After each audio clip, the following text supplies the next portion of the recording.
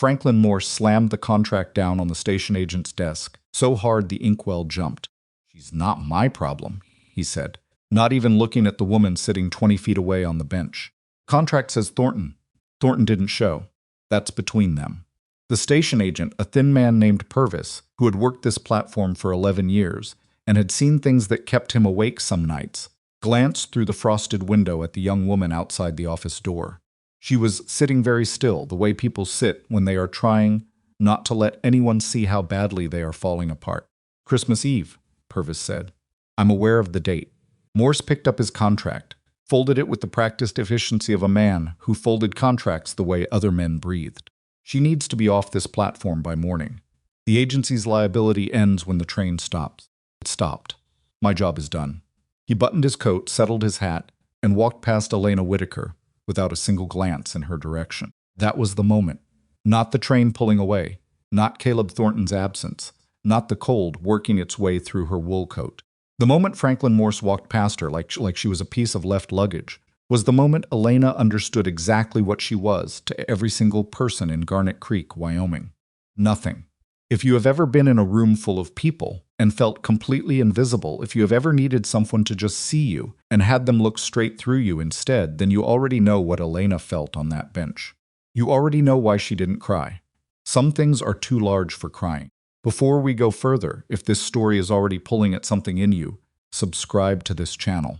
Ring that bell, because every week there are more stories like this one, people who were left behind, written off, counted out, and what happened to them next. Drop your city or your country in the comments right now. I want to see how far this story travels. And stay with Elena tonight, because what happens to her in this 2 hours will change the way you think about belonging. The Garnet Creek train station smelled like coal smoke, wet wool, and pine resin from the wreath someone had nailed above the ticket window in a gesture toward the holiday. Elena had noticed the wreath when she stepped off the train an hour and 40 minutes ago. She had thought, in that first dizzy moment of arrival, that it was a good sign. A wreath meant someone had bothered. Someone had thought, let's make this place feel like somewhere people are welcomed. She had been wrong about a lot of things lately. Her trunk was still on the platform. She had watched 2 men in railroad coats drag it off the baggage car and set it beside the others. And she had waited for someone to call her name. And no one had. And now the trunk sat outside in the dark, and the snow was starting, and she didn't have the energy to do anything about it. The photograph was in her left coat pocket. She had looked at it so many times during the 3-day train journey from Cincinnati that she could have drawn it from memory: the square jaw, the serious expression, the way Caleb Thornton held himself like a man who expected to be taken seriously. His letters had been careful and plain, no poetry in them, but that had reassured her rather than put her off. Poetry was easy. A man who wrote plain letters about water rights and fence repairs, and what the winters were like, was a man who intended to actually live with her. She had brought the photograph out twice since arriving. The second time, she had compared it to every man who came through the door, just to be sure she hadn't missed him in the confusion of disembarkation. She hadn't missed him. He wasn't there.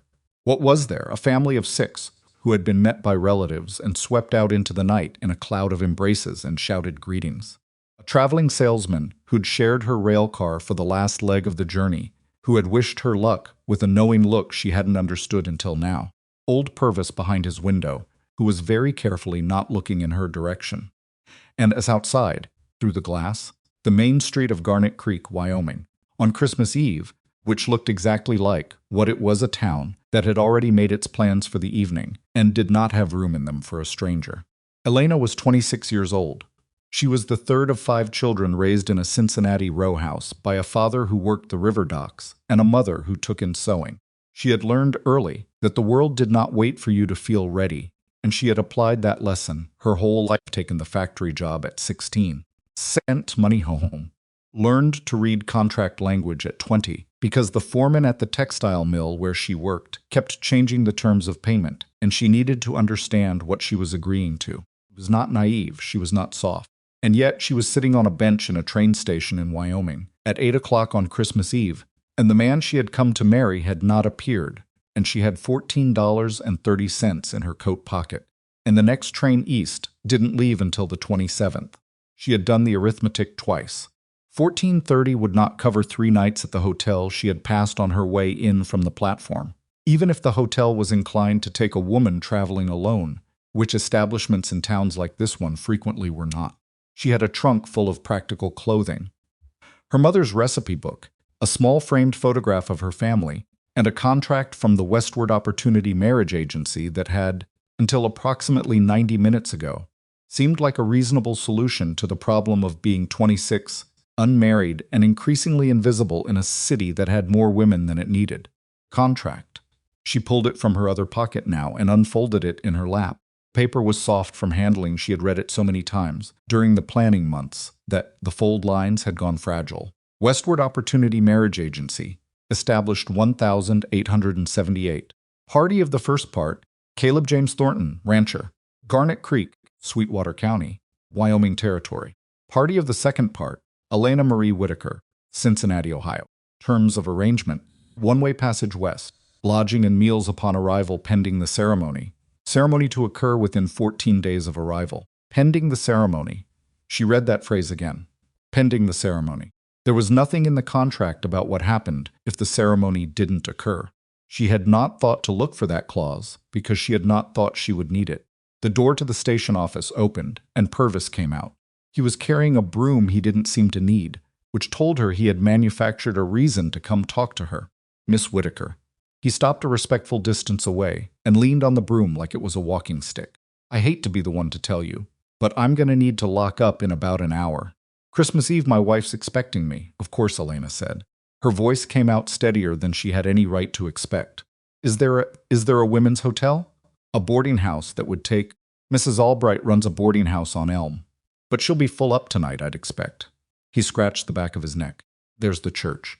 They sometimes open the hall for for strays, Elena said. He had the decency to wince. Travelers in need. It's not, I know. She stood up, which was the right instinct. She could feel herself starting to sink into the bench and the situation, and she needed to be upright. Do you know why he didn't come? Mr. Thornton. Was there a message? Did he send any word? Purvis looked at her with the particular expression of a man who knows something unpleasant and is trying to calculate how unpleasant it would be to say it. There was no message left here. But he paused. There's been some talk, is all. About Thornton. I don't know that it's my place. Please, Elena said. Just the one word. He sighed. Word as he took up with a woman over in Rawlins about 2 months back, daughter of a cattleman. It may be he didn't think through the obligation he'd made. Another pause, or he thought someone else would handle it. The agency. The agency. Franklin Morse, who had been on the train, she remembered seeing him, a compact man in a good suit who'd sat in the first-class car and stepped off ahead of the other passengers. She had assumed he was a businessman passing through. The agency representative, she said, Mr. Morse. He's in town? He's staying at the Garnet Hotel. But Miss Whitaker. Purvis stopped himself, seemed to make a decision. Be careful is all I'm saying. About what you agree to. She nodded. She didn't yet know what he meant. She would understand by morning. She went to collect her trunk. The snow had committed. It wasn't the dramatic blizzard variety, no howling wind, no whiteout conditions, just a steady, purposeful snowfall that had already covered the platform boards and was working on the street. Elena dragged her trunk to the edge of the platform and stood looking at it, calculating. It was too heavy to carry far. She could leave it here overnight and hope no one touched it, or she could find a way to get it to wherever she ended up sleeping. You need help with that. It wasn't a question. The man standing at the foot of the platform steps was about 40 broad across the shoulders, wearing a coat that had seen better years. He had a face that looked like it had been arranged by weather, rather than genetics not unpleasant, just worked on. He was holding his hat in his hands even in the cold, which she found oddly formal given the circumstances. I'm fine, she said, which was so obviously untrue that the man had the mercy not to argue it. I've got a wagon, he said, taking some supplies over to Elm Street. I can drop your trunk if you're headed that way. I don't know where I'm headed, Elena said, and then felt for saying something so honest to a stranger. The man put his hat back on. Elm's got the boarding house. Mrs. Albright. I was told she'd be full. She might be. He moved to the other end of the trunk and picked it up without asking, which would normally have irritated her, but which she was too cold and tired to object to. But she's also my sister-in-law. Was my sister-in-law. She might find room. Elena picked up the other end. They carried it together down the steps and into the street. Jonas Pruitt, he said. I do odd jobs around town. Deliveries, mostly. Elena Whitaker. He nodded. If he recognized the name, if he'd heard about the woman waiting at the station, he didn't say so. They loaded the trunk into the wagon bed, and Elena climbed up beside it rather than taking the seat up front, which Jonas accepted without comment. She sat with her back against the trunk, and her coat pulled tight, and watched Garnet Creek on Christmas Eve slide past her windows in wood smoke, the distant sound of someone playing a fiddle badly and happily inside what looked like a saloon. A cluster of children ran across the intersection ahead, shrieking about something, trailing a kite that was never going to fly in this weather, but that they were committed to regardless.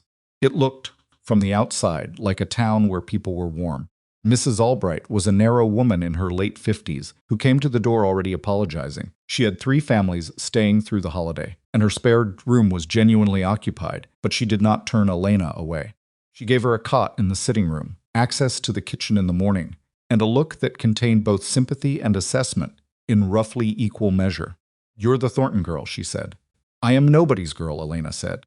But yes, I came for the Thornton arrangement, Mrs.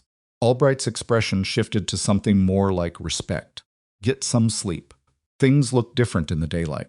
Elena lay on the cot that night and stared at the ceiling and listened to the sounds of a house full of other people's Christmases. A child coughing in one room, murmured conversation through a wall, someone's quiet laughter. She had not cried yet. She was not sure she was going to. There was something that kept moving in her chest that was not quite grief and not quite anger and not quite determination, but some compound of all 3 that she didn't have a name for. She had come across the country for a life. She had not gotten the life she had arranged for. That did not mean there was no life available. She did not sleep well, but she did sleep. Christmas Day in Garnet Creek was quieter than the eve, which she had not expected. She had assumed the holiday would fill the streets, but the town seemed to pull inward families gathered behind their own doors. Stores closed. The whole main street given over to the snow and the occasional dog nosing along the storefronts. Mrs. Albright had left biscuits on the kitchen table and a note saying she was at her daughter's, and Elena was welcome to what was in the larder. Elena ate 2 biscuits and drank water from the pump and looked at the money she had left. $14.30 minus nothing, because she had not yet spent anything. She would need to spend something for food if she was going to stay more than a day, and she had to stay at least until the 27th for the train east. But even if she made it back to Cincinnati, she would arrive with nothing, go back to nothing, try to explain to her family why she had come all this way, and return the same as she'd left except with less money and a story she did not particularly want to tell. The agency office was a room above the hardware store. She found it listed in a small advertisement, thumbtacked to a board near the boarding house door, Westward Opportunity Marriage Agency, Mr. F. Morse, agent, upstairs above Garner & Sons Hardware, Garnet Creek. Office hours by appointment. She didn't have an appointment. She went anyway. Franklin Morse answered the door in his shirt sleeves, which surprised her. She had imagined him as a man who maintained his jacket at all times, the way certain kinds of businessmen use their clothing as a kind of argument. Without the suit coat, he looked smaller and younger and irritated at being interrupted. Miss Whitaker, he said. Not a greeting. An identification. I need to understand my situation, she said. He let her in because he had apparently calculated that it was easier than the alternative. The office was a rented room with a desk and 2 chairs, and a map of the Western Territories on the wall, with certain towns circled in red ink. There was a ledger on the desk. He did not close it when she came in, which told her he didn't think she was smart enough to read it upside down. She was in fact very good at reading upside down.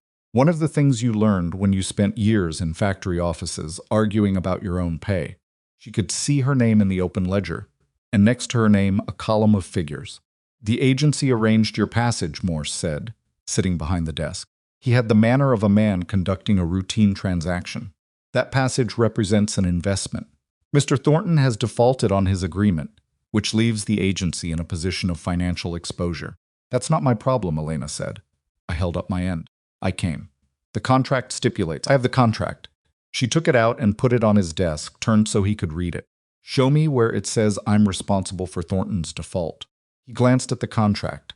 The agency's standard terms. Those aren't in this contract. She pointed. This contract. These words. Show me. Something moved behind his eyes. He had underestimated her. She could see him revising. The agency will need to recover its investment, he said slower now. More careful. There are options available. There are other men in the county who have inquired about the agency's services. Men who are willing to accommodate a woman in your position. In my position, she repeated. Without family connections in the territory. Without funds, he folded his hands on the desk. You understand that your options are limited. I understand that you want me to believe they're limited, Elena said. Those aren't the same thing. She picked up the contract, folded it, put it back in her pocket, and stood up. I'll be in town until the 27th, she said. If you find a legitimate solution that doesn't require me to marry someone I haven't chosen, I'm willing to hear it. She left before he could answer. On the stairs, she stopped for a moment and pressed her back against the wall and breathed. Her hands were shaking. They had been shaking the entire time she was in that office, and she had been very careful not to let him see it. Good. That was good. If she could hold herself together in there, she could hold herself together. She went back to Mrs. Albright's and sat in the kitchen and tried to think. The days between Christmas and the 27th had a particular texture, the town slowly coming back to itself after the holiday, opening its doors again, resuming its noise. Elena watched it from the position of someone who had no particular role in the resumption. She was not a resident. She was not a visitor in the ordinary sense. She occupied an in-between state that had no good name. She tried for work on the 26th, not because she had given up on the train she hadn't, but because she needed to understand what her options were if she stayed. The hotel turned her down. They had staff. The dry goods store turned her down, family operation. The seamstress on 3rd Street was the most promising. She ran a real shop, with a work table visible through the window. But when Elena explained her situation, explained that she was the woman who had come for the Thornton arrangement, the seamstress's expression closed like a shutter. I don't want any trouble with the agency, the woman said. What trouble? Elena asked. But the woman had already turned back to her work. That was when Elena started to understand the shape of it. Morse hadn't just left her without options. He was actively limiting them, telling people in town or suggesting to them that she was the agency's concern, that dealing with her meant dealing with westward opportunity, that there would be complications. A woman alone, in an unfamiliar place, with no reputation and no connections, it was absurdly easy to box her in if you knew what you were doing. On the 26th evening, Morse found her. She was coming back from her second unsuccessful attempt at the boarding house on 4th Street, a larger operation that might have had room for a part-time kitchen worker, when he fell into step beside her on the sidewalk. Just appeared, the way people appear when they've been waiting. I have a proposal, he said, a real one. She kept walking. I'm listening. There's a man named Gerald Pruitt. He owns property on the south side of the county. He's been looking for a wife for 2 years. He's willing to consider your situation, my situation. He's aware you came for another man. He's not. Morse paused, choosing the word particular. He needs a woman to manage the household. Cook, clean, manage the workers' meals. Practical. Elena stopped walking. She turned to look at Morse in the lamplight, really look at him, the way you look at something when you're trying to understand it. Have you met Gerald Pruitt? She asked. A hesitation. In a professional capacity. What does that mean? It means the agency has done business with him. How many women has the agency placed with him? Silence, Mr. Morse. She kept her voice even. How many women? The agency's records are confidential. 2, she thought. Maybe 3. And none of them still there, or he wouldn't still be looking. No, she said. Miss Whitaker. No, she started walking again. If you have a legitimate solution, I've already told you where to find me. The train on the 27th is sold out, Morse said to her back. I checked this morning. She stopped again.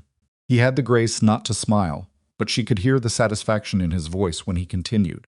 There's not another eastbound until the 3rd of January. That's 8 more days, Miss Whitaker. 8 days of room and board at the going rate. A pause. Unless you have resources I'm not aware of. She turned to face him. Her $14.30 felt very specifically like $14.30. There are resources available to women in your situation, Morse said, through the agency. But they come with conditions. She knew, looking at him, that he had planned this. Timing, the check on the train, the waiting until evening when she would be cold and tired, and the options would feel smaller. He had done this before, probably more than once, probably with women who had less spine than she did, and who had given in faster. He was very good at it. She also knew that she was right now genuinely afraid. Not of him specifically, he was not a physically threatening man. She was afraid of the arithmetic, of the 8 days, of the $14, of the town that had been spoken to, carefully, about her situation. "I'll need until tomorrow morning," she said. "Of course." He tipped his hat, pleasantly. "Take your time." She watched him walk away, and she thought, "I have until morning to find a third option, because the two he's offering are the same option, and I will not take it." She did not yet know where the third option was going to come from. She went back to Mrs. Albright's and sat at the kitchen table in the dark for a long time, and the framed photograph of her family looked at her from where she'd propped it against the salt cellar. And she thought about her mother, who had once told her, "The worst thing you can do is let someone convince you you're out of choices. When you're not out of choices, you're just out of the choices they want you to see." Her mother had been talking about the foreman at the mill, but it applied. Elena put her head down on her folded arms, just for a moment, and breathed and did not cry, and tried to think. Outside the kitchen window, the snow had started again, softer this time, slower. It fell without drama, without any interest in the woman sitting at the table beneath it, covering the town it covered every winter, the streets and the rooftops and the platform of the train station where, 3 days ago, a young woman had sat alone with a photograph and a contract, and the particular kind of hope that lives right next to the particular kind of devastation. The snow fell. The lamp burned. Elena lifted her head and reached for the contract and read it again, slowly, word by word, looking for the things she might have missed. She was still reading when she heard the boarding house door open, and Mrs. Albright's voice, and then another voice, a man's voice, low and unhurried, asking something she couldn't quite make out. She didn't know then that the voice belonged to Wyatt Mercer. She didn't know that the wagon she could hear pulling away outside the window would come back 3 days later, and that the man driving it would become the most important stranger she had ever been forced to trust. She only knew the contract, the words, the space between what she had agreed to and what she was being asked to accept, and she read it again and again, and the lamp burned down. And somewhere in that boarding house kitchen, on the dark side of a Wyoming winter, Elena Whitaker stopped looking for a way out and started looking for a way through. She found the clause at midnight. It was not a dramatic discovery, no single phrase lit up like a signal fire, no obvious smoking gun buried in the boilerplate. It was subtler than that, which was probably why she had missed it the first 3 times she'd read through. Contract specified that the agency's financial obligation extended through the ceremony or through 30 days from date of arrival, whichever came first, which meant, technically, that Westward Opportunity was obligated to provide her with food and lodging for 30 days. Not Thornton, the agency. She read it twice more to be sure she wasn't reaching. She wasn't reaching. Morse had been counting on her not knowing that, or on her knowing it and not having the steadiness to use it. Either way, he had miscalculated. She folded the contract, set it on the table, and sat in the quiet of the kitchen for a few minutes. The lamp had burned down to almost nothing, and she didn't get up to trim it. The dark felt appropriate. She was tired in a way that went deeper than 3 bad nights on a boarding house cot tired, in the particular way of someone who has been holding themselves very carefully together for days and is beginning to feel the cost of that effort. She was not out of time. She was not out of options. But she was close enough to both that she needed to be smart about every next step. In the morning, she was going to go back to Morse's office and tell him what she had found. She was going to tell him calmly, without anger, because anger would give him something to argue against. She was going to lay the contract on his desk, point to the clause, and let him understand that she had done her reading. That was the plan. She blew out the lamp and went to her cot and pulled the blanket up and lay in the dark listening to the house settle around her and tried not to think about how many things could still go wrong. Morse was already at his desk when she arrived at 8 in the morning. The hardware stores below had just opened, and she could hear the proprietor moving stock around, the scrape and thud of crates on the wooden floor, the sounds of an ordinary working morning in an ordinary town, entirely indifferent to what was happening in the room above it. She put the contract on his desk. She pointed to the clause. She said nothing. He read it. He was a fast reader. His eyes moved across the page with the efficiency of someone who spent his days in documents. She watched his face and saw the moment he arrived at the relevant language, saw the slight compression around his mouth that was the only tell he allowed himself. This clause refers to the agency's standard hospitality arrangements, he said. Not cash disbursement. I'm not asking for cash. I'm asking for accommodation and meals for the remainder of the 30 days. The boarding house isn't an agency facility. Then the agency can find me an appropriate facility. She kept her voice level. Or you can explain to me in writing why the clause doesn't mean what it says. He looked up from the contract, looked at her. The recalculation was happening again. She could see it, the way she'd been able to see it the first time. She was not what he had expected. That was useful. The agency, he said carefully, could interpret that clause as satisfied by your current accommodation at Mrs. Albright's establishment. Mrs. Albright is not affiliated with the agency, and I've been paying for that accommodation myself. She hadn't, technically Mrs. Albright hadn't charged her for the first nights, in the particular generosity of women who understand certain situations, but Morse didn't know that, and the principle held. Clause puts the obligation on the agency, a long pause. He tapped the edge of the contract with one finger. I can extend your accommodation for 2 weeks, he said finally, through the 10th of January. After that, the agency considers its obligation discharged. 3 weeks, she said. 2.5. She had not expected him to negotiate. The negotiation itself told her something that he needed something from her, or needed something from this situation that required her cooperation rather than just her compliance. She filed that away. 2.5 weeks, she agreed. In writing. He wrote it out by hand, signed it, and gave her a copy. His handwriting was small and precise. The handwriting of a man who had learned early that documentation was power. She had learned the same lesson from a different direction. Took the paper, folded it, and stood up. Miss Whitaker, his voice stopped her at the door. Turned. He was still at his desk, the original contract in his hands, and for just a moment he looked less like a businessman and more like a man who was genuinely puzzled. What exactly do you intend to do? Find work, she said. Stay build something. In Garnet Creek. Or near it. You have no connections here. No family, no reputation, no... I had no connections in Cincinnati either. When I started, she said. I made them. She left before he could find the response to that. Problem with having bought herself 2.5 weeks was that she still needed to fill them with something that moved her forward. The signed paper from Morse meant she could eat and sleep without burning through her $14. But it didn't mean she had work, or a plan beyond the immediate horizon, or any particular reason to believe that Garnet Creek wanted her. She tried the hotel laundry on the 28th. The woman who ran it, a Mrs.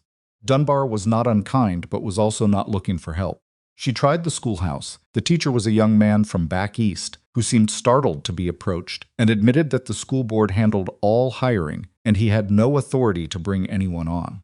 She tried the physician's office because she knew something about nursing from the 2 years she'd spent helping her mother through a long illness. And the physician, a gray-haired man named Doctor. Ansel, who seemed perpetually exhausted, told her he'd think about it, which was the particular tone of someone who was not going to think about it. What she noticed in all of these attempts was the pause. That slight hesitation before the answer came. The quick flicker of something recognition, or calculation that meant her name had preceded her. Morse's work, she assumed. Or just the small-town speed of information moving through a community that had been here long enough to know everyone's business and nobody's character. On the 29th, she changed her approach. Instead of offices and establishments, she went to the places where women gathered: the dry goods store in the mid-morning, the post office, the small lending library that operated out of a widow's front parlor on 2nd Street. She didn't ask for work. She asked questions about the town, about the county, about what kinds of things people needed done that weren't getting done. The woman at the lending library was named Mrs. Ford. She was in her 70s, had been in Garnet Creek since before it was Garnet Creek, and had the kind of long memory that comes from paying attention to things other people consider too small to notice. You're the girl from the agency, she said, not unkindly, more like she was establishing a coordinate on a map. I'm Elena Whitaker, Elena said. I came through the agency. I'm here now. Mrs. Ford looked at her over her spectacles. Sit down. Tell me what you can do. It was the first time anyone in Garnet Creek had asked her that. Elena sat down and told her she could cook not fancy cooking, working cooking, the kind that fed a family of 7 on what was available. She could sew and mend, though she was better at practical repairs than fine work. She could manage accounts, read contracts, keep records. She had some nursing experience, nothing formal. She had taught her younger siblings their letters and basic arithmetic. She was strong enough for physical work, and she did not complain about it. Mrs. Ford listened to all of this with her hands folded in her lap. The Grady family, she said, when Elena had finished, has 6 children and Mrs. Grady is 3 months from her time and already struggling. Mr. Grady drives freight to Rawlins twice a month, and she's alone with the children for days at a stretch. She paused. It wouldn't pay much. What it pays is fine, Elena said. It also, Mrs. Ford hesitated. It also puts you in association with a family in good standing in this community, which I suspect is worth something to you at the moment. Elena looked at the older woman and felt the sudden, almost painful relief of being understood by someone who had not asked to understand her, but had done it anyway. Yes, she said, it is. I'll write Margaret Grady a note. You can take it this afternoon. The Grady household was on the north side of town, in a house that had started small and accumulated additions as the family grew, so that it now resembled something assembled from 3 different houses' worth of intentions. Margaret Grady herself answered the door, a woman in her early 30s, who was visibly pregnant and visibly exhausted, and who read Mrs. 4 days' note on the threshold without inviting Elena inside, which Elena understood was caution rather than rudeness. She says, "You're looking for work," Margaret said. "I am. The other women who've come, the agency women, they've usually been looking for a husband, not employment." She said it without judgment, more like she was just being accurate. "I was," Elena said. "Didn't work out. Now I'm looking for employment." Margaret considered this. She had the look of someone who had learned through experience that people were often not quite what they presented, and who had developed a functional system for figuring out which category a new person fell into. She was applying the system now. "I can't pay much," she said. $3 a week and your dinner. That's fine. My oldest is 12 and thinks he doesn't need minding. He'll give you trouble. I can manage trouble." Another long look. Then Margaret stepped back from the door. "Come in," she said. "The little ones just woke up, and I haven't fed them yet." The Grady children were Thomas, 12, who looked at Elena with the frank suspicion of a boy who has decided in advance that new people are probably disappointing. Clara and Ruth, 8 and 6, who were less suspicious and more simply wild. 4-year-old Daniel, who attached himself to Elena's skirt within 20 minutes for reasons that were unclear to everyone, including Daniel. And the baby James, who was 18 months and currently covered in something that defied identification. Elena fed them. It was not a complicated meal, biscuits and gravy from what was already in the kitchen, but she did it efficiently and without fuss, working around the kitchen in a way that Margaret watched from the doorway with an expression that was equal parts relief and the defensiveness that comes from someone else doing your job well in your own house. "You've done this before," Margaret said. 4 younger siblings, Elena said. That landed right. Margaret came into the kitchen and sat down at the table and let herself be someone who was tired rather than someone who was managing. It was a small thing. But Elena understood that it was not actually small. Thomas disappeared after breakfast, and Elena did not chase him. That was a choice she made deliberately. He needed to test whether she was going to try to control him, and the fastest way to lose him was to start the relationship with pursuit. She cleaned up, got the little ones settled with something to do, checked on Margaret, and went about the morning's work without drama. Came back at noon, stood in the doorway to the kitchen and watched her for a while. "You're not what I thought you'd be," he said finally. "What did you think I'd be?" He shrugged. "One of those women who tries too hard." "I'm too tired to try too hard," she said, which was true. He almost smiled. She didn't push it. She worked for the Gradys for 6 days before Franklin Morse found her again. She had known he would. The signed paper had bought her time but not invisibility, and Morse was the kind of man who saw temporary patience as a strategic position rather than a concession. She just hadn't expected him to come to the Grady's door. She was in the front yard helping Thomas repair a fence section that had come loose in the recent snow when she saw Morse coming up the front path. Thomas noticed him at the same moment, and the change in the boy's posture was immediate. He went still in the particular way of someone who has learned that still is sometimes safer than moving. "Is that the man from the agency?" Thomas asked. "Yes. Came here before, when you weren't here. Ma didn't let him in." Elena processed that. Morse had been to the Gradys before she arrived, which meant he had been tracking her options, or working to close them, and had simply not gotten to this one in time. "Keep working on the fence," she said. "I'll handle this." She walked toward Morse, rather than waiting for him to reach her, which was a choice about who was in control of the meeting. He stopped when she was still several feet away, a small adjustment, but she noticed it. Miss Whitaker.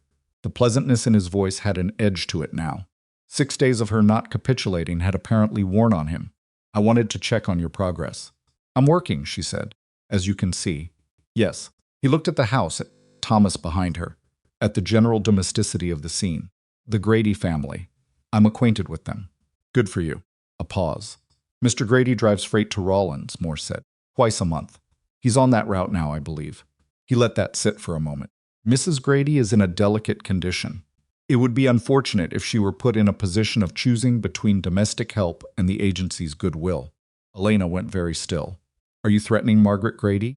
I'm observing that people in this town have relationships with the agency that they value, and that those relationships can be affected by circumstances. He straightened his coat. The offer regarding Mr. Pruitt remains open. He's a patient man, but patience has a horizon. So does mine, Elena said. I'd encourage you to make a decision before yours runs out. He left. Elena stood in the yard and watched him go, and felt the cold that had nothing to do with temperature. Thomas came up beside her. He was trying to look like he hadn't been listening, but he had obviously been listening. 12-year-olds had a particular talent for strategic positioning within earshot. What does he want? Thomas asked. He wants me to make a choice I don't want to make. What kind of choice? She looked at the boy, this angular, suspicious, fundamentally decent 12-year-old, who was trying to understand a world that frequently didn't explain itself. Kind where someone tells you your only options are bad ones, she said, and you have to figure out if they're right. Thomas was quiet for a moment. My dad says, that's when you look harder for the option they didn't mention. Your dad's smart, Elena said. He also says some men are just snakes and you can't negotiate with snakes. He paused. That part might be more useful here. She almost laughed. It came out wrong, too short, too sharp, but it was real, and she felt something in her chest loosen slightly. Come on, she said. The fence isn't going to fix itself. She told Margaret that evening. She sat with her at the kitchen table after the children were in bed, the house quiet around them, and she told her about Morse and the clause in the contract, and the visits, and Gerald Pruitt, and all of it. She told her because Margaret deserved to know the risk she was carrying by employing Elena, and because Elena had reached the point where carrying it alone was beginning to affect her thinking. Margaret listened without interrupting. She had the stillness of someone absorbing information they had half expected but were still sorry to have confirmed. He came here 3 days before you did, Margaret said. Told me you were in a difficult situation. That helping you could create, he said, complications. I told him that wasn't my concern. He may make it your concern, Elena said. He can pressure people who do business with the agency. Your husband. My husband grew up here, Margaret said. His family has been in this county for 20 years. Franklin Morse has been here for 4. She folded her hands on the table in a gesture that was less patience than decision. He's not the first man to come through here thinking he could tell people what to do because he had a ledger and a contract. He won't be the last. I'm not afraid of him, I am, Elena said. A little. That's sensible. He's done something to make you afraid. That doesn't mean you should do what he wants. Margaret looked at her directly. You're good with my children. Thomas came in from the yard today and said, I don't know how to describe it less guarded. He's been guarded since his grandmother died last spring. I don't know what you did. I didn't chase him, Elena said. Apparently that was the right thing. A pause. Stay. We'll figure out the rest. Elena looked at this woman, who was 3 months from delivering a baby, running a household alone for days at a time, and facing down a man who had leverage over people she depended on, all without apparent drama, just a flat, clear commitment to what she had decided. She thought, I want to be that. Someday I want to have that. Thank you, she said. Don't thank me yet, Margaret said. Morse isn't done. She was right, he wasn't. The next 2 days were quiet, in the way that things are quiet before they aren't. Elena went about her work. The children fell into something like routine. Thomas graduated from tolerating her to occasionally seeking her out when he had a question he didn't want to take to his mother. Clara and Ruth decided she was interesting and followed her from room to room asking questions about Cincinnati with the exhausting enthusiasm of children who have been in one place their whole lives and find the world elsewhere extremely compelling. Daniel continued to attach himself to her skirt. She stopped noticing it. It was on the 2nd of January when the situation broke open. She was at the market on Main Street, just the small purchase of thread and salt that Margaret had asked for when she heard her name.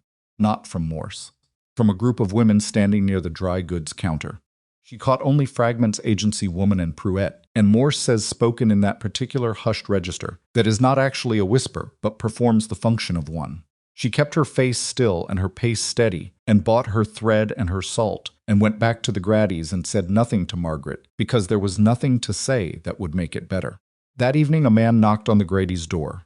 Not Morse.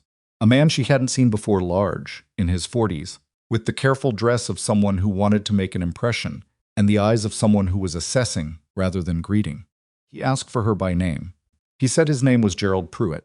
She stood in the Grady's doorway and looked at him. He was not what she had expected, and that was almost worse. She had expected someone obviously menacing, someone she could point to and say that. Gerald Pruitt looked like a man who ran a functional operation and needed someone to run his household, which was probably exactly how he described himself to the agency. "I understand you're available," he said. His voice was even, not aggressive. "I'm employed," she said. "The agency arrangement. I have an agreement with the agency regarding that," she said. "In writing. If you have questions about the terms, you can direct them to Mr. Morse." A silence. He looked at her steadily, taking in something she couldn't quite read. "Miss Whitaker," he said. "I'm not an unreasonable man." "I don't know that," she said. "I don't know you. If you'd give me an opportunity to—" "I'm not available," she said, "for the arrangement Mr. Morse has described. If you're looking for a housekeeper through legitimate employment, that's a different conversation, and one I'm not in a position to have at someone else's door on a Tuesday evening." He blinked. That had not been the response he'd prepared for. "Good night, Mr. Pruitt," she said, and closed the door. Her heart was going at twice its normal rate. She pressed her back against the door and breathed. Margaret appeared from the kitchen doorway. "Pruitt?" "Yes." "How was he?" "Ordinary," Elena said. That was the most unsettling part. Margaret nodded slowly. "What does he do when ordinary doesn't work?" Neither of them answered that, because neither of them knew, and the not knowing was the problem. She slept badly that night and rose before the house was up, before even baby James had started his morning complaints, and sat at the kitchen table in the cold gray of early morning and tried to think clearly about her position. The agency agreement gave her 2 more weeks. She'd used 5 days already, which left 16. During those 16 days, she had $3 a week from the Grady's plus dinners, which was not nothing. She had a place to sleep that was decent. She had Thomas, who had started talking to her like a person, and Clara and Ruth, who would miss her when she left, and Daniel, who had apparently decided she was a fixed feature of his life and would not be persuaded otherwise. She had a legal document that gave her protections Morse hadn't expected her to find, and she had used it once already. What she did not have, a permanent situation, a clear sense of what happened when the 2.5 weeks were up, a way to make Morse stop, any understanding of what Pruitt would do when ordinary approaches failed. The list of what she lacked was longer than the list of what she had. The list of what she had was real, and 6 weeks ago, in Cincinnati, deciding to come west, the list of what she had there had been shorter. She had built from shorter before. She got up and started the morning fire and began making breakfast, because the children were going to wake up hungry, regardless of what Franklin Morse was planning, and feeding them was something she could do well and do now, and sometimes you had to start with what was in front of you and build toward the rest. By the time Daniel came padding into the kitchen in his stocking feet, drawn by the smell of the fire and the biscuits she'd started, she had decided 2 things. She was not leaving, and she was not taking the arrangement with Pruitt, and if Morse wanted to test those decisions, he was going to find out what it cost him. She didn't know yet what it was going to cost her. Daniel climbed into his chair and looked at her with the absolute morning trust of a 4-year-old and said, "Biscuits?" "Biscuits," she confirmed. "Good," he said, and settled in to wait, and outside the kitchen window the January light was coming up thin and pale over Garnet Creek, Wyoming, and somewhere in the town Morse was in his office, and Pruitt was at his property, and Elena Whitaker was in a kitchen, making breakfast for children who were not hers, building a life from the only materials available. Stubbornness, a legal clause, and the slow daily work of becoming someone a place needed to keep. It was not what she had planned. Nothing so far had been what she had planned. But her mother had also said, "Sometimes the life you make is better than the life you arranged, because you made it yourself." She hadn't believed that, back in Cincinnati, reading Thornton's careful letters. She was beginning to. The morning Daniel asked her if she was going to leave was the 4th of January, which meant she had 11 days left on the agreement with Morse. She had been in Garnet Creek long enough that the question landed differently than it would have 2 weeks ago. He had not asked it the way children sometimes ask things obliquely, hiding the real question inside a smaller one. He had climbed into his chair, accepted his biscuit, eaten half of it, and then looked at her across the table with the directness of someone who has not yet learned that certain questions are impolite. Are you going to leave like Mama's friend Sophie did? Elena didn't know who Sophie was. She made a note to ask Margaret later. I'm not planning to leave, she said. Sophie wasn't planning to either, Daniel said, with the philosophical resignation of a 4-year-old who had absorbed more adult uncertainty than was good for him. Then she left. People do sometimes, Elena said. I'm not Sophie. He considered this, apparently found it adequate, and finished his biscuit. Carried the exchange with her all morning, the weight of it, the particular discomfort of having a child trust you when you cannot promise them the things they need promised. She had told him the truth. She was not planning to leave. What she had not told him, because he was 4, and the distinction was beyond the point, was that planning and happening were 2 different countries, and Morse was currently doing his level best to make sure she couldn't stay in the one she'd chosen. The thing about Pruitt's visit 3 nights ago was that she still didn't know what it meant. He had come, she had closed the door, and there had been silence since. Silence was not comfort.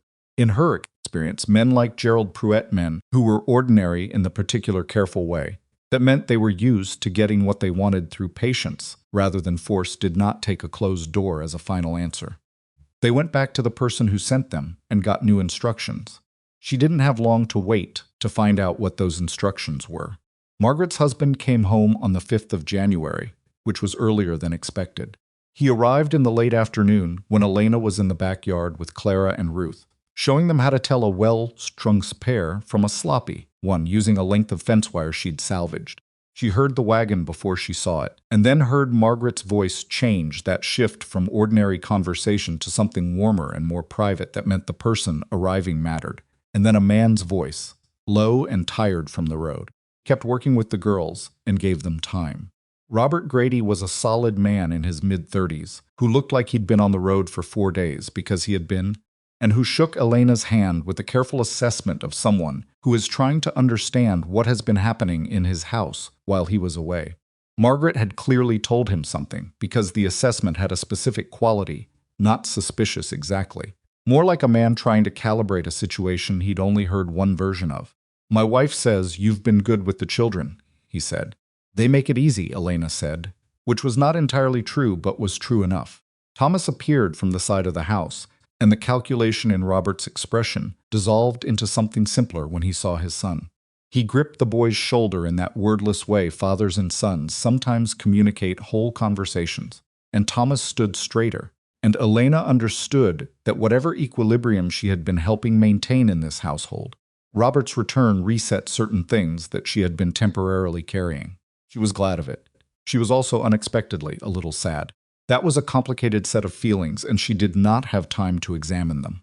After supper, when the younger children were in bed, and Thomas was doing something in his room, Robert sat across from her at the kitchen table and asked her directly. Morse came to see me, he said, before I got back here. In Rawlins. Elena looked at him. He went to Rawlins? He knew I was on that route. Robert's voice was neutral. The neutrality of someone choosing how to tell a thing rather than whether to tell it. He told me the agency had an unresolved situation, that you were still under there. He used the word care. Said it would be in everyone's interest if the matter was settled before he had to involve the county. Involve the county how? Elena asked. He didn't say specifically. He was suggesting, not stating. Men like that generally are. What did you tell him? Robert looked at his hands on the table. They were big hands, roughened from the work, with the kind of nicks and scars that accumulate without drama over years of doing physical things. I told him my wife had made a hiring decision, and I'd need to talk to her about it. It was not the answer she had hoped for, and it was not the answer she had feared. It was the honest answer. And after you talked to her? She asked. After I talked to her, he looked up. My wife is a better judge of people than I am. She always has been. She says you're staying, and she's right, you're staying. He paused. But I want you to understand what Morse is willing to do. Going to Rawlins, that's not a man who's going to get bored and move on. That's a man with an investment he intends to recover. I know, Elena said. Do you have anyone? Anyone at all in this territory who isn't connected to the agency? She thought of Mrs. Ford at the lending library. She thought of Purvis at the station, who had tried, in his way, to warn her. She thought of Jonas Pruitt, who had helped with her trunk and asked nothing in return. A few people, she said. No one with real leverage. Robert nodded slowly. He had the manner of a man running through options and not liking any of them, which told her he had already been running through them on the road home. There's a lawyer in Sweetwater City, Aldous Crane. He's handled range disputes, that sort of thing. He's not a fancy operation, but he knows contract law, and he's not connected to the agency. She filed the name away. I don't have money for a lawyer. He sometimes takes cases on arrangement, particularly when there's something worth winning. He stood up, and the conversation shifted back to ordinary the kitchen, the house, the late hour. I'm not telling you what to do, Miss Whitaker. I'm telling you what I know because it seems relevant. What you do with it is yours. She thanked him and went to her cot and lay in the dark and thought about Aldous Chris in Sweetwater City, and about Morse going all the way to Rawlins to get ahead of her, and about the specific arithmetic of how many moves she had left before her options ran out. On the 7th of January, Morse made his actual move. She was at the lending library, returning a volume, Mrs. Ford had pressed on her a practical guide to frontier homesteading that had turned out to be genuinely useful when the county deputy found her. His name was Aldridge, a young man who seemed uncomfortable in his own authority, who held his hat in his hands and explained to her that the Westward Opportunity Marriage Agency had filed a civil complaint with the county clerk alleging breach of contract. What breach? She asked. He looked at his hat. I don't have the specific details, ma'am. I'm just delivering notice that you're required to appear at the county clerk's office in Sweetwater City on the 14th.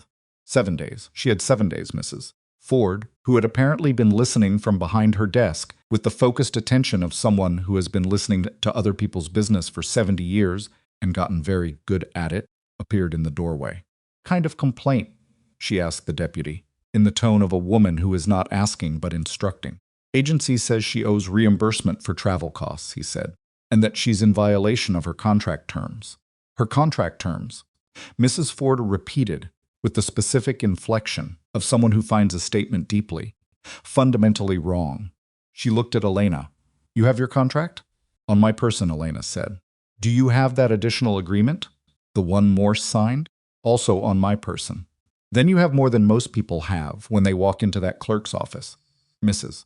Ford had disappeared back into her library and returned a moment later with a piece of paper and a pen. She wrote something, folded it, and handed it to Elena. Aldous Crane. His address is on there. You go today, not tomorrow. Today. The deputy was still standing there with his hat, looking like he wished he had drawn a different assignment. Is there anything else? Elena asked him. No, ma'am. He put his hat on. I'm sorry, ma'am, for the inconvenience. She looked at him. He was young, maybe 22, with the uncomfortable sincerity of someone who has a job that sometimes requires him to do things he doesn't quite like. She did not make it harder than it was. You're just delivering paper, she said. Fine, he left. She turned to Mrs. Ford. How do I get to Sweetwater City today? The stage runs Tuesdays and Thursdays. Today is Thursday, Mrs. Ford looked at the clock on her wall. You have 40 minutes. Sweetwater City was 3 hours by stage on a road that had not been designed with passenger comfort in mind. And Elena spent those hours reading both documents again, the original contract and Morse's handwritten addendum, looking for anything she had missed, any angle she hadn't considered. She found nothing new, which was either reassuring or meant the problem was deeper than the documents, and she wouldn't know until she was sitting across from a lawyer. Aldous Crane's office was above a saddlery on the town's main street. He was a man in his mid-50s who wore his age in the way of someone who had earned it rather than accumulated it, and who looked at Elena across his desk with the quick professional attention of someone who has heard a lot of people's problems and has developed a functional system for identifying which ones are real. She put both documents on his desk and told him everything. She was efficient about it, she had learned, in factory offices arguing about her own pay, that the more clearly you presented a situation, the faster you got to what mattered.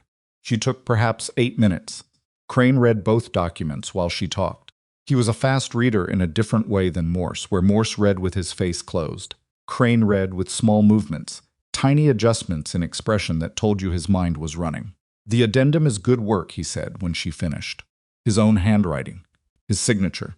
"You got him to commit to it in writing, which means he either underestimated you or he was confident he could override it later. Can he? Not legally. The clause in the original contract is clear and the addendum confirms it." He set the papers down. "Complaint he's filed is essentially harassment. He's hoping you don't show up, or you show up without representation, or you show up and are intimidated enough to agree to something you shouldn't agree to. What if I show up with you?" Crane looked at her steadily. "I charge $8 a day for county appearances." She had $14.30, minus the stage fare, which left her approximately $11. "Can do $8, she said. "For one day. What happens after one day depends on how Morse responds." He leaned back in his chair.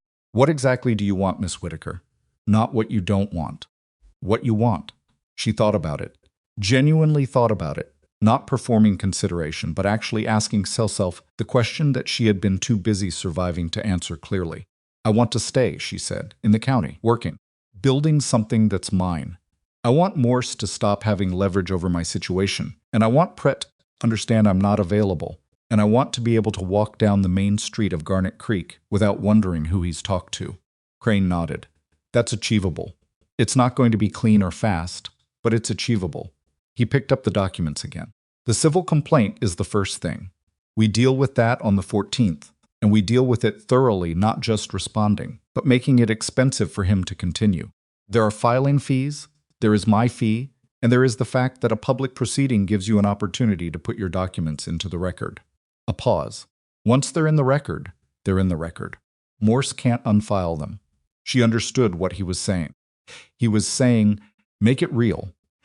Make it official.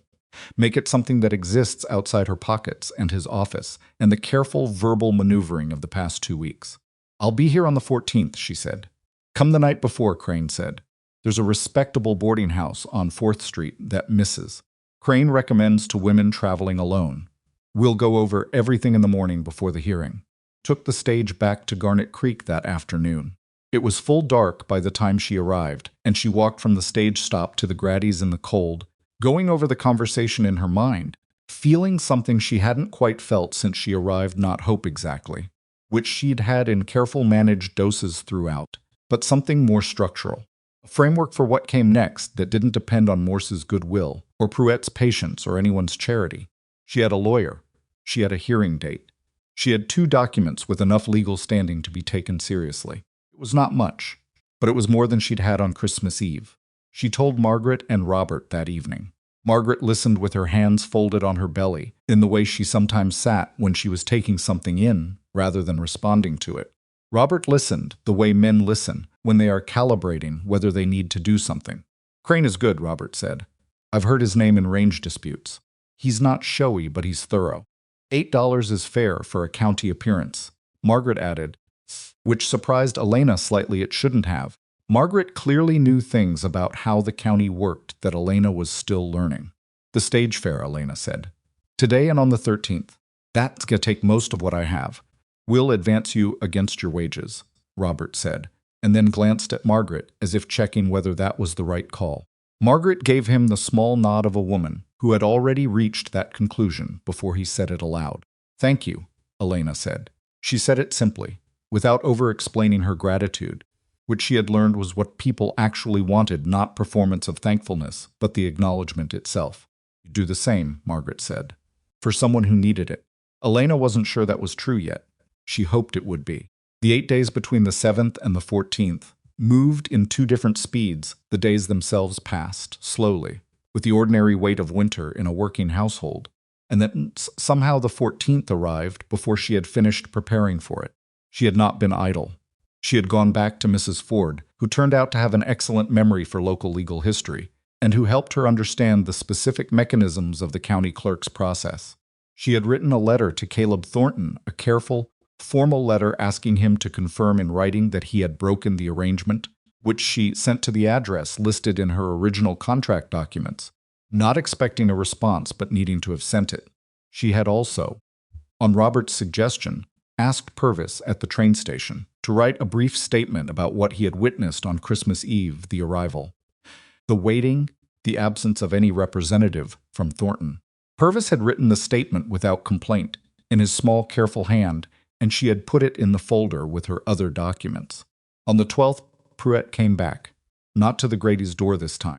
She encountered him in the street near the market, which was either coincidence or not, and she was beginning to operate on the assumption that very few things involving Morse and the people connected to him were coincidence. He looked different on this encounter. The careful ordinaries of the previous visit had been replaced by something less managed. He was not threatening. She needed to be clear about that in her own mind, to not exaggerate what she saw, but he was less polished. Like a man who had been told to try once more and didn't entirely believe in the errand. "Miss Whitaker," he said. "Mr. Pruitt, he stopped, started again. "I wanted you to understand that the arrangement it's not what Morse makes it sound like. It's a household position. It's work. He stopped again. She looked at him.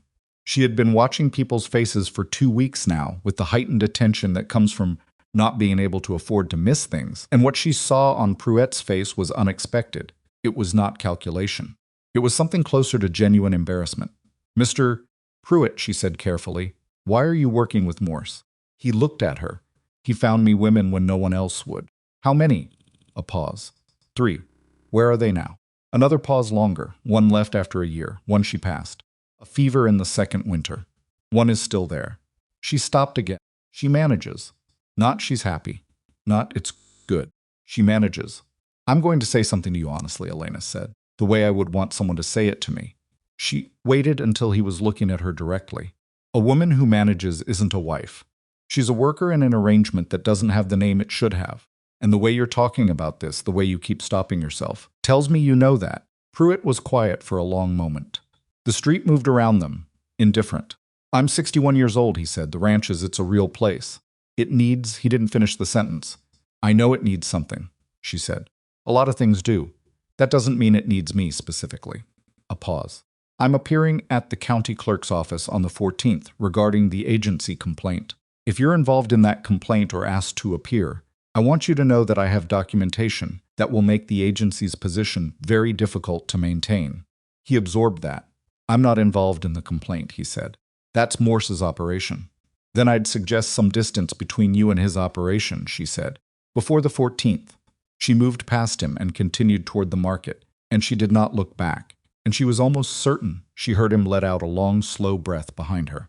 She took the stage to Sweetwater City on the 13th, as Crane had directed. She spent the evening at the boarding house Mrs. Crane had recommended, and spent an hour with the lawyer going over documents and what to expect in the morning. "Morse will have a position prepared," Crane said. "He's been doing this long enough to know the county process. He'll claim breach of contract on the grounds that you failed to complete the arranged marriage, which made his financial investment unrecoverable. But the contract doesn't require me to complete the marriage if the other party doesn't show up," Elena said. "Correct. And your addendum confirms the agency's obligation during the 30-day period, which counters his damages claim." Crane set the papers down. "The difficulty is that county proceedings like this one are not purely about law. They're also about credibility and presence.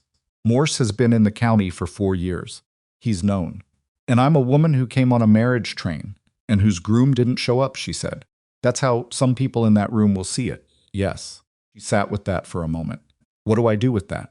"You let me argue the law, and you be exactly what you are: calm, organized, and in possession of better documents than he expected you to have." He looked at her steadily. "Don't be angry in that room. Anger reads as desperation when you're the unknown party. Save it." She wanted to say that she had been saving it for 2.5 weeks already, and was getting very tired of saving it. She didn't. "All right," she said. The county clerk's office was a building that had the particular civic solidity of something designed to last, with good wood floors and high windows that admitted the thin January light, without any interest in making the proceedings inside feel warm. It was not a courthouse, it was the clerk's official chamber, used for small civil matters, and the formality of it was moderate rather than grand. A long table, chairs on either side, the clerk himself presiding from the head with the manner of a man who took the procedural importance of his role seriously, and the actual drama of the proceedings not at all. Morse was already there when Elena arrived with Crane. He was accompanied by a man she didn't know, presumably a legal representative of some kind, and he sat at the table with the contained stillness of someone who is confident but not comfortable. When Elena entered, he looked at her. When he saw Crane behind her, he looked at the lawyer beside him. A small exchange of information in a glance. She sat down. She put her folder on the table in front of her. She kept her hands flat. Clerk read the complaint. Morse's representative spoke, laying out the agency's position travel costs incurred on Elena's behalf, the arrangement unfulfilled, damages sought in the amount of $62 representing the total investment. $62. More than 4 months of wages at what the Gradys were paying her. Kept her face still. Crane responded. He was, as Robert Grady had said, not showy. He was thorough. He laid out the contract clause regarding the 30-day obligation. He presented the addendum Morse had signed. He presented Purvis's statement. He presented the timeline, the arrival, the waiting, the absence of Thornton or any agency representative for over an hour. The agency's complaint, Crane said, rests on the premise that Miss Whitaker failed to complete the arranged marriage. What the documentation shows is that the arranged marriage could not be completed because one party did not appear. Miss Whitaker appeared. She fulfilled her contractual obligation. Party who failed to appear was Mr. Thornton, whose default the agency acknowledged by the addendum. Morse's representative made a counter-argument. Technical language about agency liability versus party liability, about the standard terms versus the specific contract. Elena followed it closely and noted where it was weakest. It was weakest where it had to argue that her contract said something it did not say, and Crane noted the same weakness and returned to it. The clerk asked questions. He was not warm, but he was thorough, and he read the addendum twice, and he asked Morse's representative to show him where in the original contract the basis for the damages claim originated, and Morse's representative could not show him because it wasn't there. The session lasted 2 hours. Elena sat through it and kept her hands flat and her face still and answered the 2 questions the clerk directed at her. Had she signed the contract? Yes. Had she arrived in Garnet Creek on the 24th of December?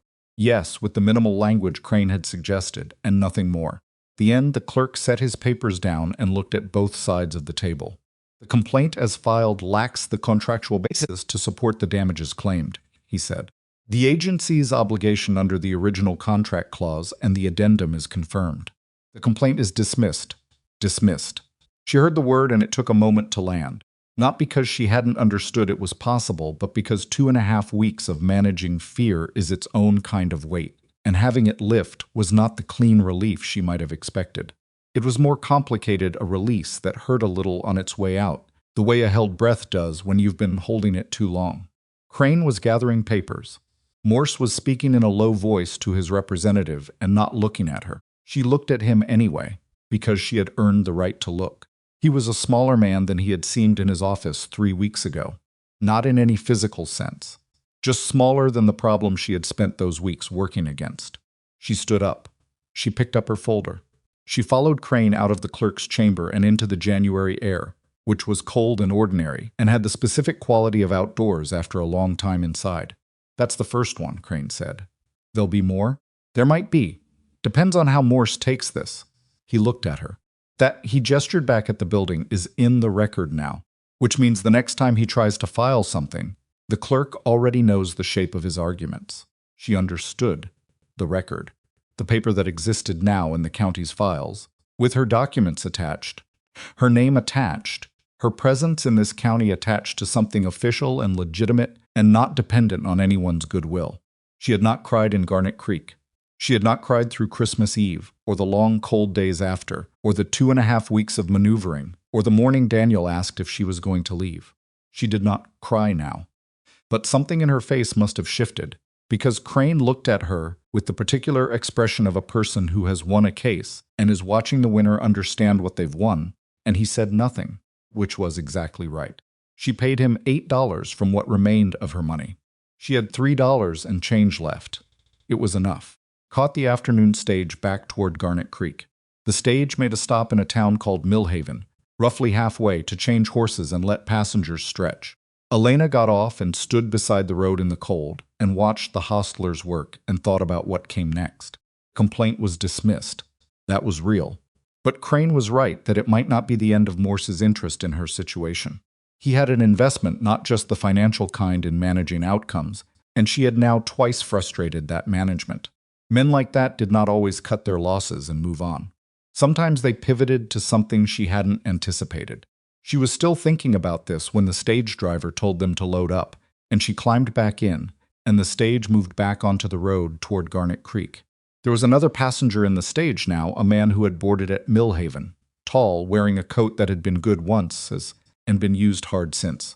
He had 2 children with him, a girl of about 10 and a boy a little younger, who sat pressed against him on the bench like they were accustomed to sitting close. He had the kind of tiredness that isn't from one bad night, but from many ordinary days of carrying more weight than is easy. He nodded when he got in. The brief courtesy of shared travel, and she nodded back, and they rode in silence for a while as the road turned and the winter landscape moved past the windows. The boy fell asleep against the man's arm. The girl watched Elena with the frank assessing gaze of a child who has learned to take stock of strangers. "You've been in Sweetwater City?" the man asked eventually. Not nosy, just the kind of conversation that happens when you're going to be in a small box together for an hour. "County clerk's office," Elena said. He made a sound that was not quite a word. "Understanding or recognition or both? Everything go right?" "Better than I expected." He nodded, looked out the window. "That's a good outcome for a county clerk's day." A pause. "You headed to Garnet Creek?" "Yes." "Same." He glanced at the sleeping boy, adjusted his arm slightly without waking him. "I've got supplies to pick up and then back to the ranch." "Been on the road since early." The girl was still watching Elena. "What's your name?" she asked. "Elena, what's yours?" "Nora." She said it like it was a complete answer. "That's Henry. He's asleep." "I can see that. He always does that. Falls asleep on stages." She said it the way older siblings catalog the reliable failures of younger ones. "Papa says it's a talent." The man Papa had the brief involuntary expression of someone who is tired enough that being referred to affectionately makes them feel it rather than deflect it. "Wyatt Mercer," he said, not presenting himself exactly. More like he'd decided basic courtesy was called for. "Elena Whitaker," she said. They rode in silence after that, the comfortable silence of people with nothing to prove to each other. Nora eventually leaned against her father, the way Henry was leaning against his arm, and the stage rocked, and the road went toward Garnet Creek in the January dark, and Elena looked out the window and thought about the record in the county clerk's office, and what came next, and did not yet understand that the man falling asleep beside his children across the narrow width of the stage was going to matter enormously in a few days' time. She didn't know that yet. She only knew the record, the dismissed complaint, the $3 and change in her coat pocket, and somewhere in the county, Franklin Morse reading the clerk's decision and calculating what move came next. She was not done. She could feel that clearly, the way you feel weather before it arrives. The dismissal had won her something real, but Morse had not gone to Rawlins and filed county complaints because he was the kind of man who accepted a setback and reconsidered. He was the kind of man who went sideways. She just didn't know yet what sideways looked like for him. The stage rolled on. Henry slept. Nora's eyes closed. Wyatt Mercer stared out the window at the passing dark of the Wyoming winter, with the look of a man carrying something too heavy to put down and too familiar to complain about. Elena watched the road and waited for Garnet Creek, and whatever came after it. And outside the windows, the snow had begun again. Quiet and indifferent and covering everything. Garnet Creek looked exactly the same when she got back, which shouldn't have surprised her, but somehow did. 3 days away. A county hearing, a dismissed complaint, and the town had gone right on being itself, indifferent to the proceedings that had felt, from inside them, like the hinge point of everything. She walked from the stage stop to the Grady's in the dark and the cold, and let herself in through the kitchen door, which Margaret had left unlocked. The house was quiet. The lamp on the kitchen table was turned down low, and beside it was a plate with a cloth over it. Supper kept warm and a note in Margaret's handwriting that said simply, "Good news, I hope." Elena sat down and ate and did not feel like a person who had won something. She felt like a person who had stopped something from getting worse, which was adjacent to winning, but not the same thing. She was too tired to examine the difference. She would not know until morning that the stage ride back from Sweetwater City was going to matter. That the man across from her, Wyatt Mercer, had already heard her name before she said it. She slept through the night for the first time since Christmas Eve. Not peacefully, she woke twice, both times from the specific discomfort of a cot that was too short for her. But she went back under quickly and did not lie awake working through the arithmetic of her situation. The arithmetic had not changed, but something had. She had a document in the county record. She had a lawyer who knew the shape of her case. She had $3. In the morning, Daniel climbed into his chair and looked at her and said biscuits? With the same untroubled certainty as always, and she made them. And Clara came in and asked immediately about Sweetwater City, as though Elena had gone on a holiday? And Thomas appeared in the doorway and assessed her with his 12-year-old's precision, and apparently decided she'd come back in workable condition, because he sat down and ate without commentary. Margaret came in last, moving carefully as she always did now, the baby making everything slow and deliberate. She sat across from Elena after the children had dispersed and asked, with the direct efficiency of someone who had been waiting through a whole morning routine for the real conversation to start, "How did it go?" "Dismissed," Elena said. Margaret let out a breath. "Crane? Very good, exactly what Robert said. And Morse?" "He was there. He heard it." Elena turned her coffee cup in her hands. "He didn't say anything to me. I don't think that means he's finished." "No," Margaret agreed. "Men like that, the dismissal will irritate him more than losing would. Losing he could accept. Being dismissed implies he didn't have a case to begin with." She paused. "Did anything else happen? On the road?" Elena thought about Wyatt Mercer, about Nora's direct gaze and Henry asleep against his arm. "I met someone on the stage," she said. "A rancher named Mercer. He had 2 of his children with him." Margaret went still in a particular way. "Wyatt Mercer?" she asked. "You know him?" "Everyone in the county knows Wyatt." Margaret's voice had shifted register slightly, something careful entering it. "His wife died 3 years ago. Fever. He has 4 children. Cole is the oldest. He'd be about 16 now. Then Nora and Henry. And the youngest, Clara, not your Clara, different girl, she'd be about 6. She paused again. "He runs a good operation, from what Robert says. North of town, maybe 8 miles. He doesn't come in much. He was pleasant enough," Elena said. "On the stage. He didn't say much. Wyatt generally doesn't." Margaret was quiet for a moment. "Did he know who you were?" "I told him my name. He might have already known it," Margaret said. "News moves in this county. The agency's complaint would have been known. The hearing date." She folded her hands on the table. "I'm not saying anything particular. I'm just noting that he was on that stage the same day as you." Elena looked at her. "You think that's not a coincidence?" "I think Wyatt Mercer drove 4 hours round trip to pick up supplies he could have sent for," Margaret said, "which is unusual for him. Robert mentioned it to me. Actually, he ran into someone who'd been at the Mercer Ranch who said Wyatt was making an unexpected trip to town." She met Elena's eyes. "I'm not constructing a story. I'm telling you what I know." Elena sat with that. She did not know what to make of it. She also did not have time to think about it carefully, because Daniel came back to ask about a second biscuit, and the morning moved on. 2 days passed without incident, which she spent braced for Morse, and which turned out to be ordinary instead: work, meals, the children, the particular domestic rhythm of a household in winter. On the 17th, Robert came in from town with news that Morse had been seen at the land registry office, which was a different location than usual for him, and which Robert mentioned with the tone of a man flagging something without wanting to speculate on it. "The land registry," Elena repeated. "He spent most of a morning there," Robert said. "One of the men who works in the building told Jensen at the hardware store, and Jensen told me." He shrugged. "Could be nothing. Could be agency business unrelated to you. Could be he's found a different angle," Elena said. "Could be." She sent a letter to Crane that afternoon, brief noting Morse's activity at the land registry, asking if it suggested anything to him about what Morse might be planning. She did not expect a fast response. The letter would take 2 days to reach Sweetwater City and 2 days back, and Crane was not the kind of man who speculated without something solid to speculate from. On the 18th, Wyatt Mercer came to the Grady's door. She was in the back of the house when he arrived, helping Ruth with an arithmetic problem that Ruth found deeply, philosophically offensive. She heard Robert's voice, and then a man's voice she didn't immediately identify. And then Margaret appeared in the doorway and said, "There's someone to see you," in the tone of someone trying not to make something larger than it was. Wyatt was standing in the Grady's front room with his hat in his hands. He looked different from the stage, less road-worn, but also less natural inside a house than he'd been in the contained space of the coach. He was the kind of man who was clearly accustomed to outdoors, where there was room for him. "Miss Whitaker," he said. "I'm sorry to come without sending word. I wasn't sure how to send word." "It's fine," she said. "Mr. Mercer." He turned his hat once. Twice she waited. "I heard about the hearing in Sweetwater City," he said. "About the outcome." A pause. "I also heard someone who knows someone at the clerk's office the full situation." The agency Thornton. The time since Christmas. She looked at him. He had the face of a man who was doing something that was not entirely comfortable for him, for reasons were sufficient anyway. I wanted to ask you something, he said. And I want to be plain about it, because I don't know any other way to be. He met her eyes. I have 4 children and a ranch, and no one to manage the house.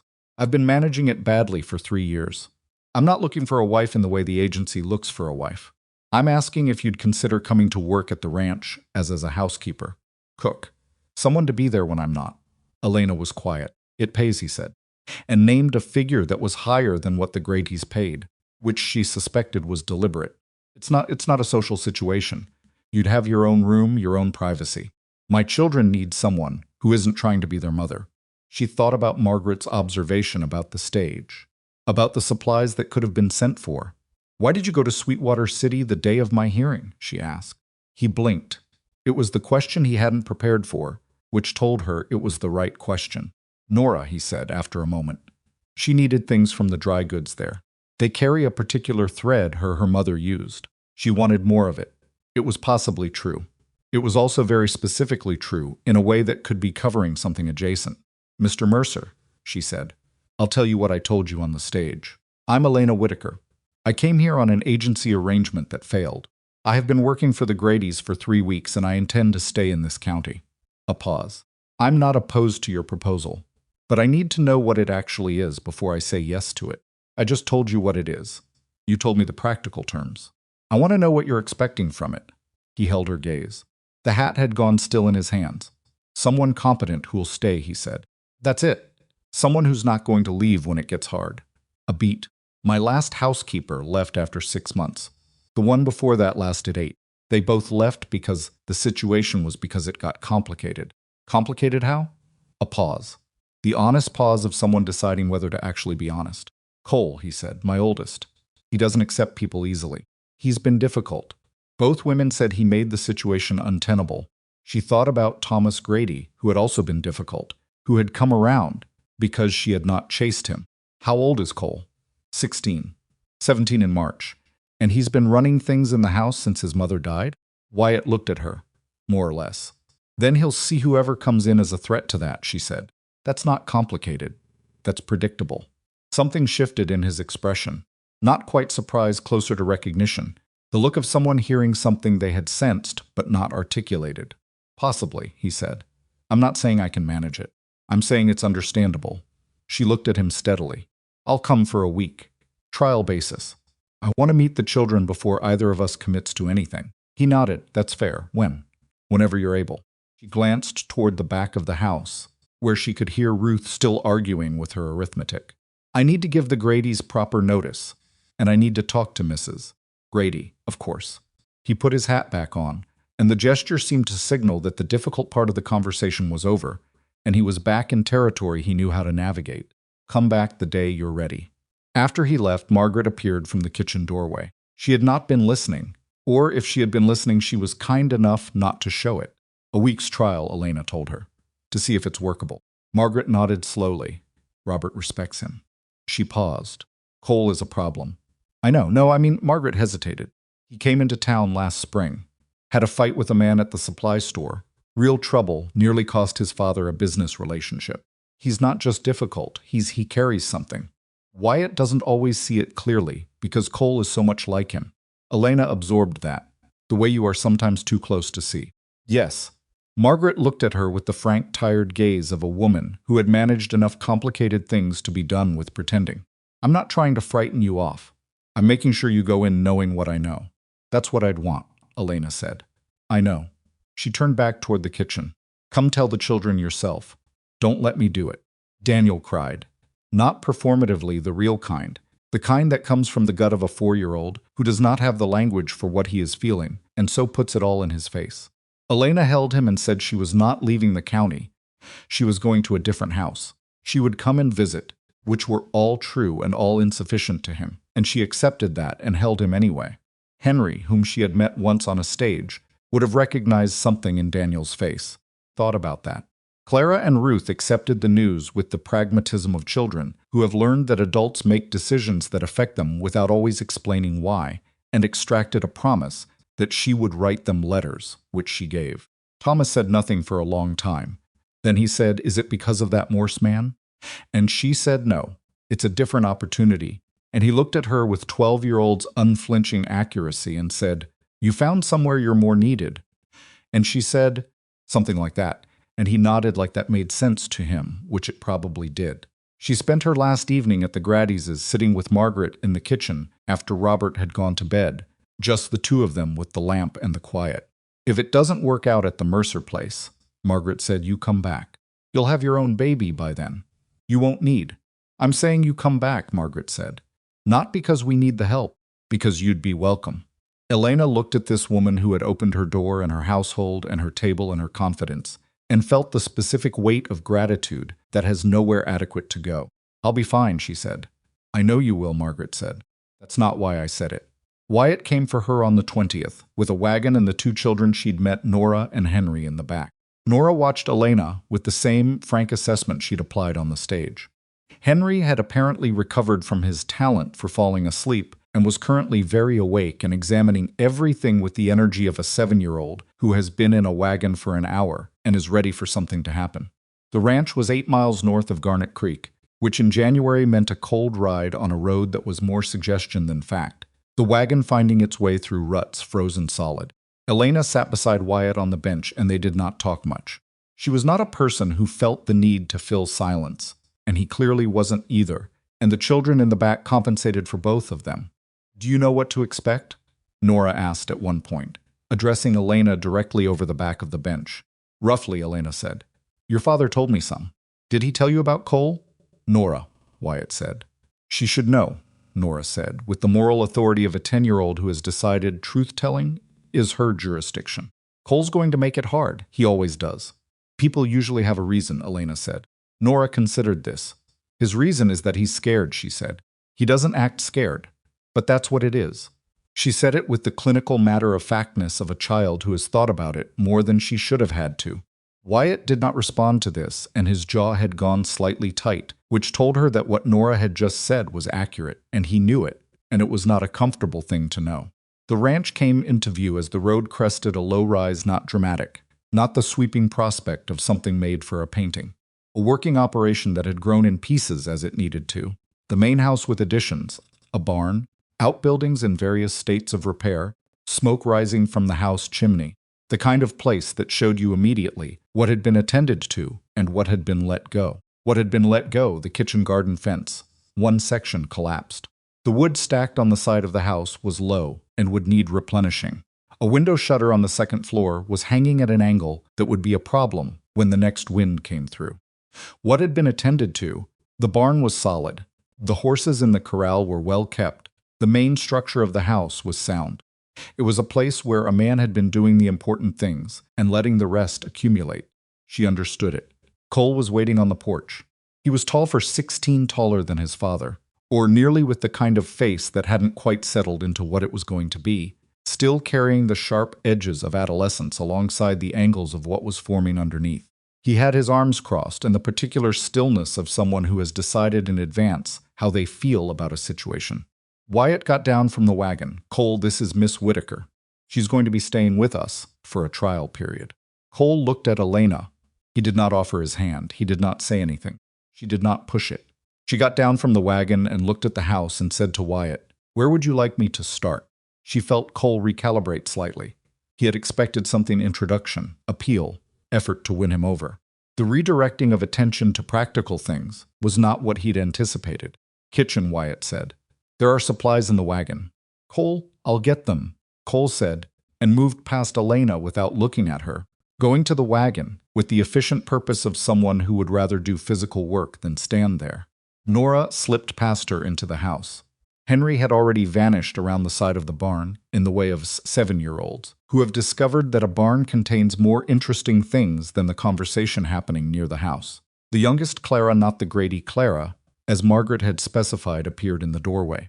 She was small for 6 and had the look of a child who observed a great deal and disclosed very little, standing in the doorway with her hands clasped and examining Elena with the specific gravity of someone running their own assessment. "Are you going to leave?" Clara asked.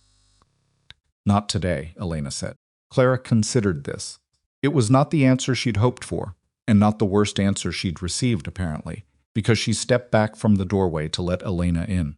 Kitchen told the story of the household in the condensed way that kitchens do. It was not filthy Cole, she would learn, had enforced a basic standard of order out of something between necessity and pride, but it had the managed neglect quality of a space run by someone doing their best with the wrong tools for the job. Stove needed blacking. The larder was organized in the logic of someone who had learned organization by necessity rather than habit.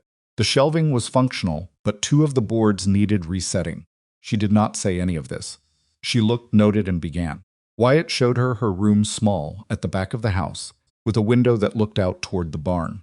Private. Her own door with a latch. He had clearly prepared it, the bed made with clean linens, a lamp on the table beside it.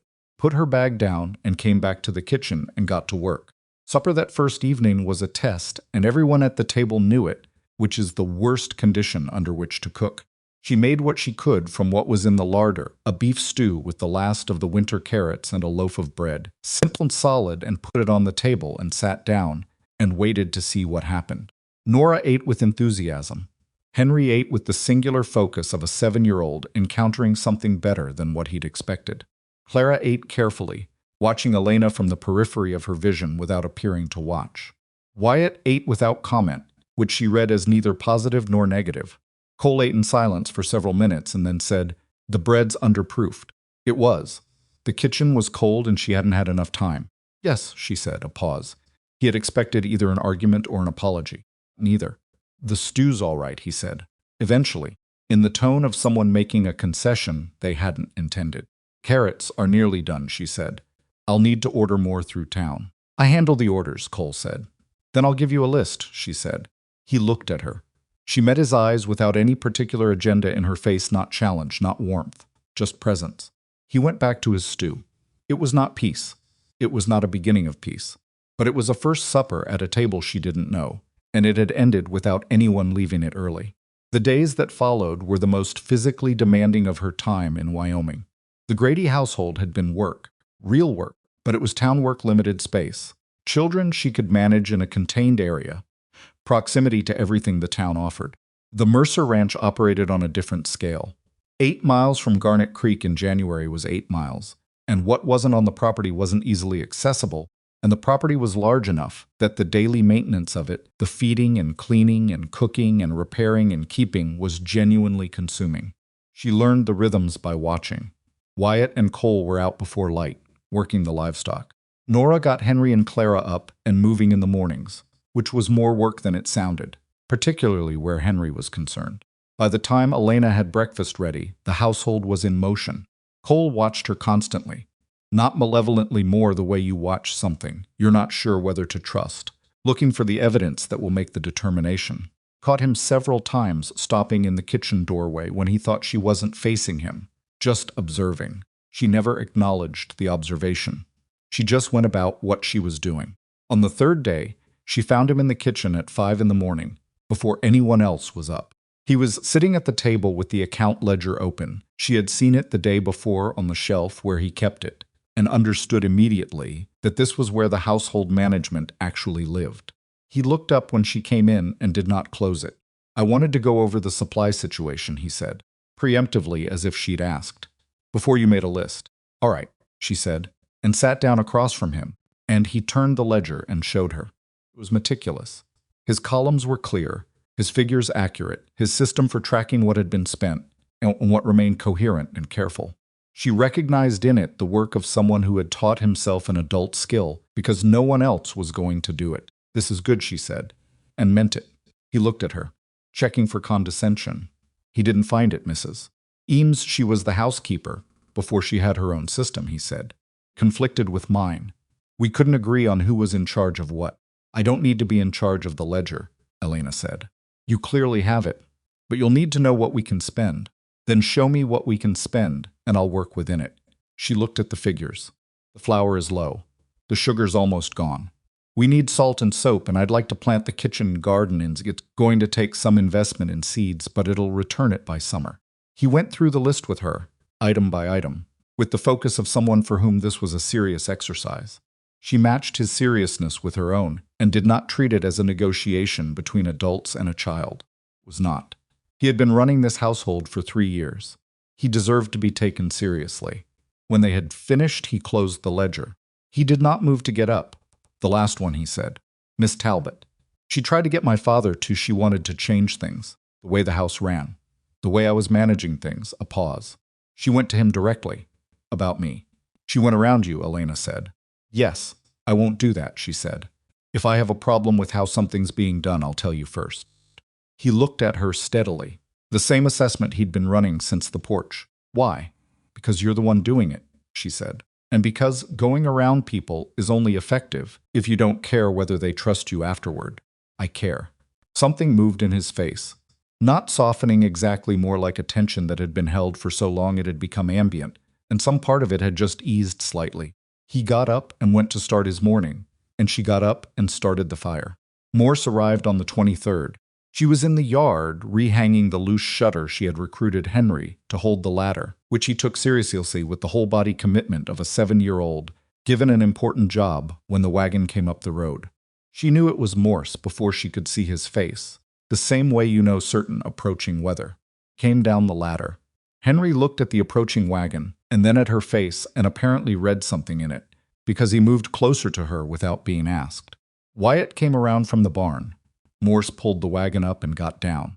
He was dressed as he always dressed, good coat, hat. The compact efficiency of a man who keeps himself presented. He looked at Elena first, then at Wyatt. Mr. Mercer, he said. I wasn't aware you'd taken on additional staff. I manage my own operation, Wyatt said. His voice was even but had an edge under it that Elena hadn't heard before. Of course. Morse looked at Elena, Miss Whitaker. I wanted to inform you personally that the agency has filed an amended complaint with the county clerk, new grounds, regarding the terms of the original contract's residency provisions. There are no residency provisions in my contract, she said. The agency's position is that the standard terms are not in my contract, she said, as the clerk's record from the 14th will confirm. Morse smiled. It was not a warm expression. The amended complaint includes new evidence. Documentation from the agency's records showing that your travel was funded under terms that, whatever it includes, Elena said, Mr. Crane will respond to it. The name landed. Morse had known about Crane. Obviously, he had been at the hearing. But hearing the name deployed here, at the Mercer Ranch, with Wyatt Mercer standing 8 feet away, moved something in his calculation. You're making this more expensive than it needs to be, Morse said. And now the pleasantness was fully gone, replaced by something that was not quite threat and not quite honesty, somewhere in between. You filed a false complaint, Elena said. It was dismissed. You've filed another one. Every time you file something I don't owe you, you're paying your representative's fees. I'm not a pause. That arithmetic favors me, Mr. Morse. He looked at her for a long moment. Then he looked at Wyatt, the look of a man reassessing the landscape. Mr. Mercer, he said. The woman you've employed has an unresolved legal situation that may create complications for your operation. I want to make sure you're aware of that. I'm aware of what she's told me, Wyatt said, which is more than I can say for what you're telling me. Morse turned his hat in his hands, an unconscious gesture, the same as the others. The agency has interests in this county that reach beyond this situation. I'd encourage you to consider carefully what associations are worth the difficulty. It was a threat, dressed in the language of advice, but a threat. Elena watched Wyatt's face and saw something she hadn't seen in it before, not anger exactly, more a hardening. A decision being made in real time. You've delivered your message, Wyatt said. You should go. Morse held his position for a moment that was too long by exactly the right amount to make clear that leaving was his choice rather than a response to instruction. Then he got back in the wagon. He did not look at Elena again, turned the wagon and went back down the road. Henry had been standing very still through all of this. Now he let out a breath. Is he the bad man? He asked Elena. He's a man who's used to getting what he wants, she said. That's not really an answer, Henry said. No, she agreed. It isn't. Wyatt looked at her. She looked at him. Tell me what he's actually going to do, Wyatt said. I don't know exactly.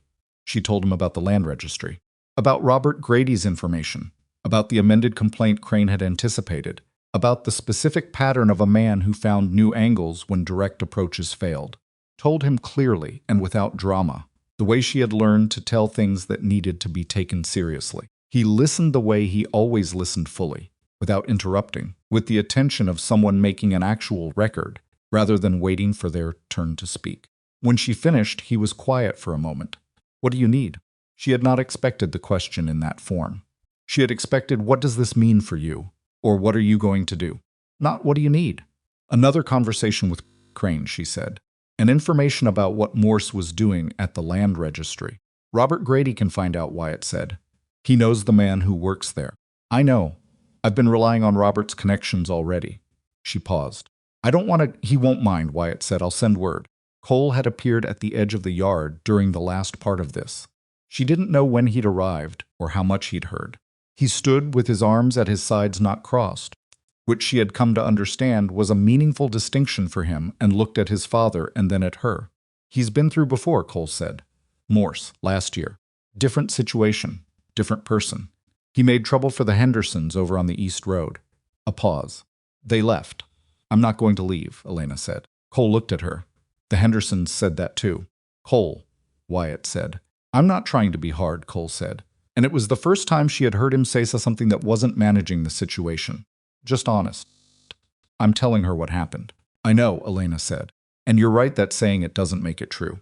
She held his gaze. But I've been saying it since Christmas Eve, and I'm still here. That's all I can offer you.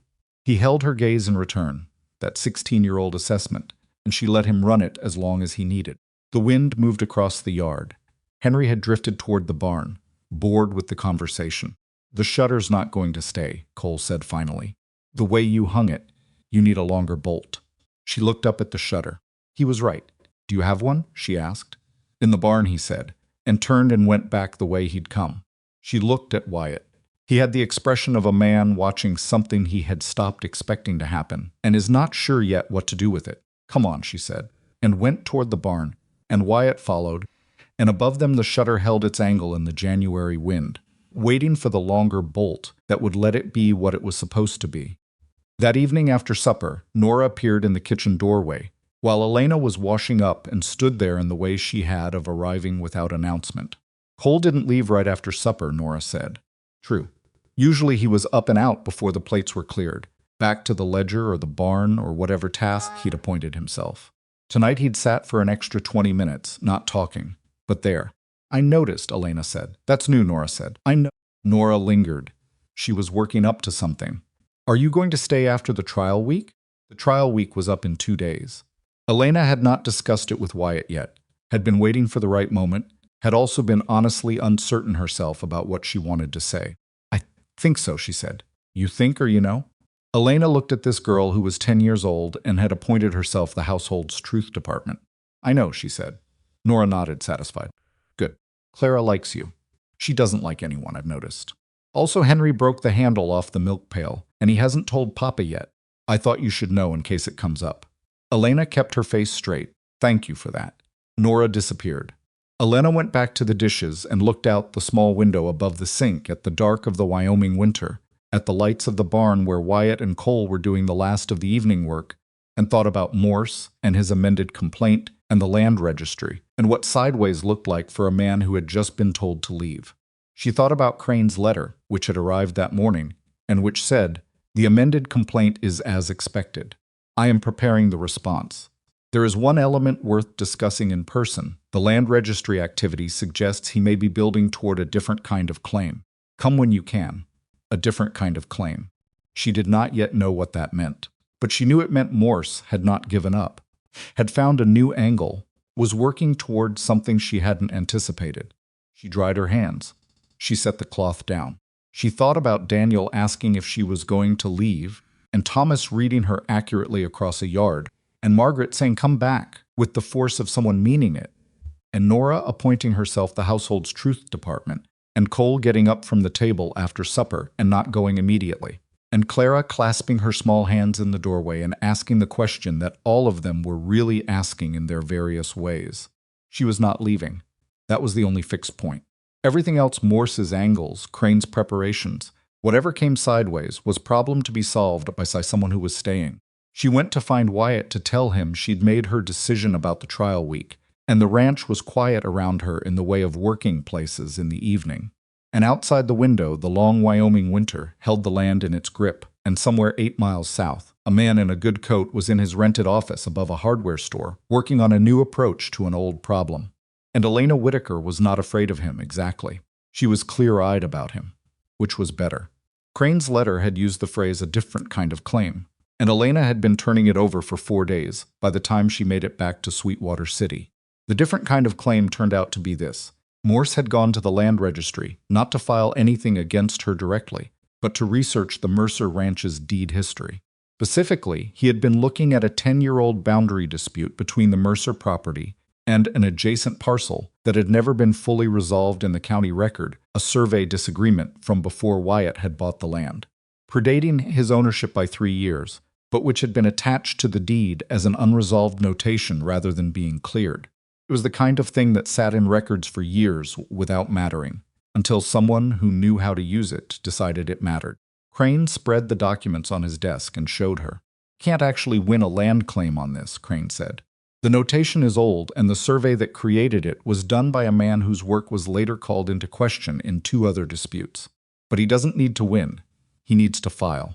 Filing creates a cloud on the deed, which means the Mercer Ranch can't be sold or refinanced until the cloud is cleared, which takes time and money."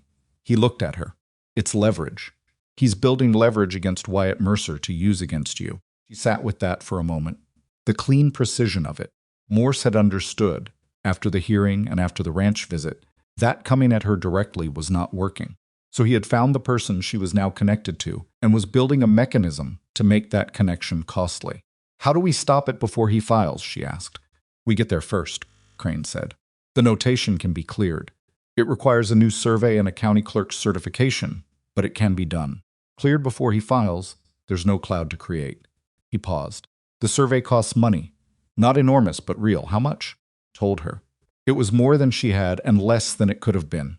She looked at the window behind Crane's desk, at the January light coming through it, at the ordinary street of city going about its business outside. "I'll need to talk to Wyatt," she said. "Yes," Crane said. "You will." She had not told Wyatt everything. She had told him the shape of it Morse, the land registry, the amended complaint, but she had held back the specific mechanism because she admitted to herself on the stage ride back, protecting him from information she wasn't sure he'd received well. That was a mistake. She had learned the hard way in factory offices and boarding house kitchens that managing what people knew about their own situations was a way of deciding for them, and she did not believe in deciding for people. Told him that evening, after supper, after the children were in bed. They sat at the kitchen table with the lamp between them, and she laid it out the way Crane had laid it out for her, the boundary notation, the survey, the mechanism Morse was building, what it would cost to clear it before he could use it. Wyatt listened. He had a particular quality of stillness when he was taking something in not distance, more like the stillness of someone giving a thing their full weight. When she finished, he was quiet for a moment. Then he said, "Why didn't you tell me this 4 days ago?" It was not an accusation. It was a real question. "Because I was trying to figure out if I could handle it without it becoming your problem," she said. "It's my land," he said. "I know. That's why I'm telling you now." He looked at her across the table. "You do that," he said. "You carry things further than you need to before you put them down." She opened her mouth to disagree and then realized she couldn't because it was accurate. She had been doing it since Christmas Eve, taking on the weight of each situation alone, past the point where sharing it would have been the reasonable choice, because sharing felt like depending, and depending felt like a concession she couldn't afford to make. "Yes," she said. "I do. I have some money set aside," Wyatt said, "for things that come up. A survey isn't what I'd planned to use it for, but it's what it's for." He turned his coffee cup in his hands. "How fast does Crane need to move?" "As fast as possible. Morse hasn't filed yet. Crane has a contact at the registry who'll send word when something comes in. But he could file any day." "I'll send word to Crane tomorrow," Wyatt said. "Authorize the survey." She nodded. He did not move to get up. Neither did she. "Miss Whitaker," he said and stopped. "Elena," she said. She had not offered the name before. It came out more deliberately than she'd intended.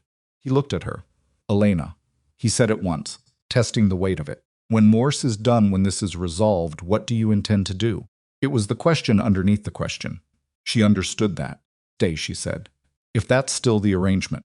"It's a good arrangement," he said. "For the children." Yes.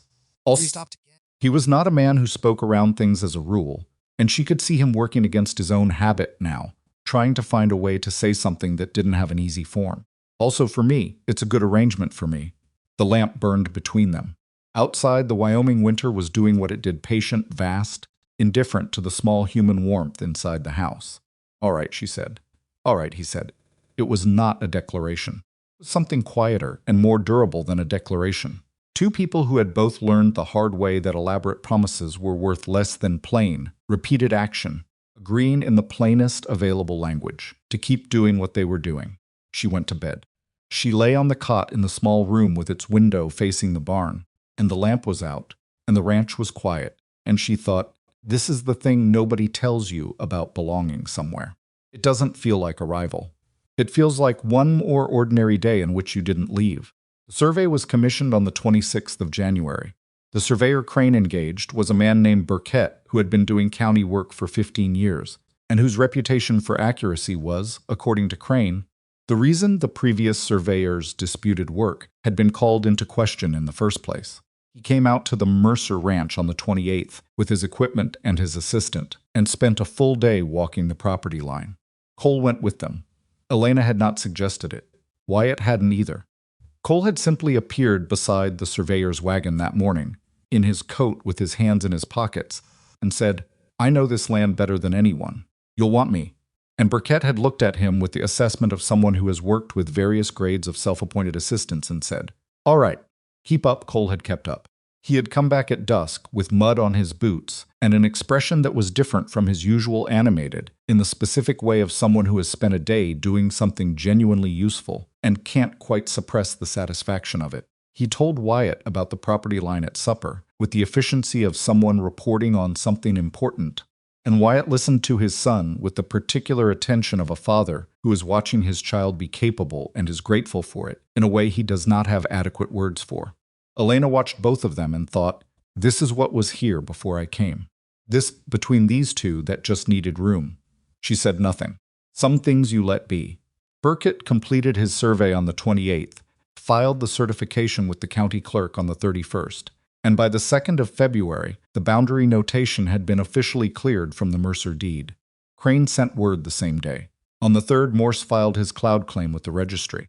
On the 4th, the registry sent it back. There was nothing to cloud.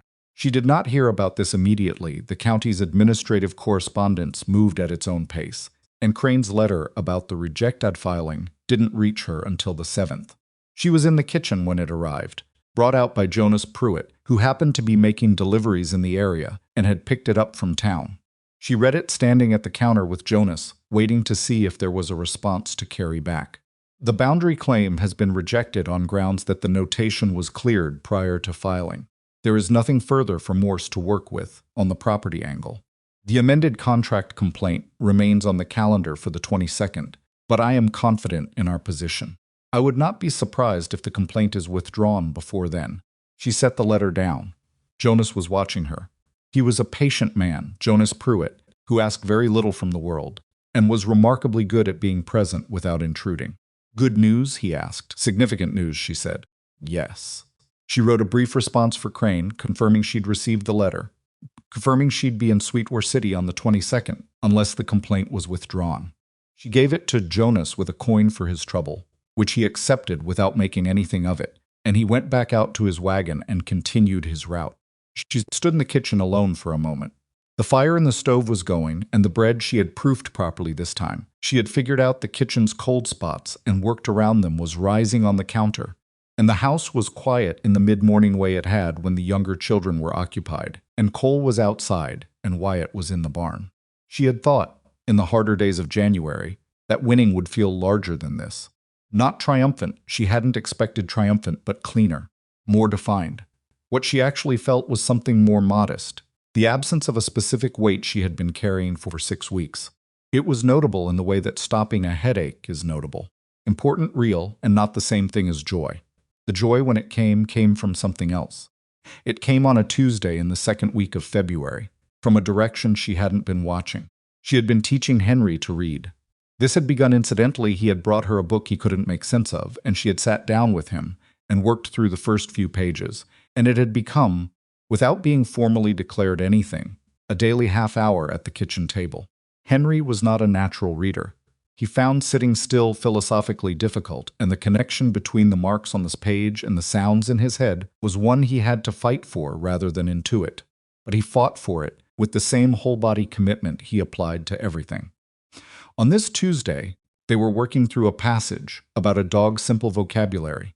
Large print, and Henry sounded out a word he had been stuck on for 3 sessions, a word that had defeated him repeatedly, and something clicked, and he read it, and read the next word and the next, and looked up at her with an expression she had no adequate description for. It was the look of someone who has just understood that a door they thought was locked was not locked, that it had always been openable, and that the world on the other side of it was available to them. She felt something in her chest that was not managed or careful or strategic. "You've got it," she said. "I've got it," he confirmed, with the seriousness of someone taking an inventory.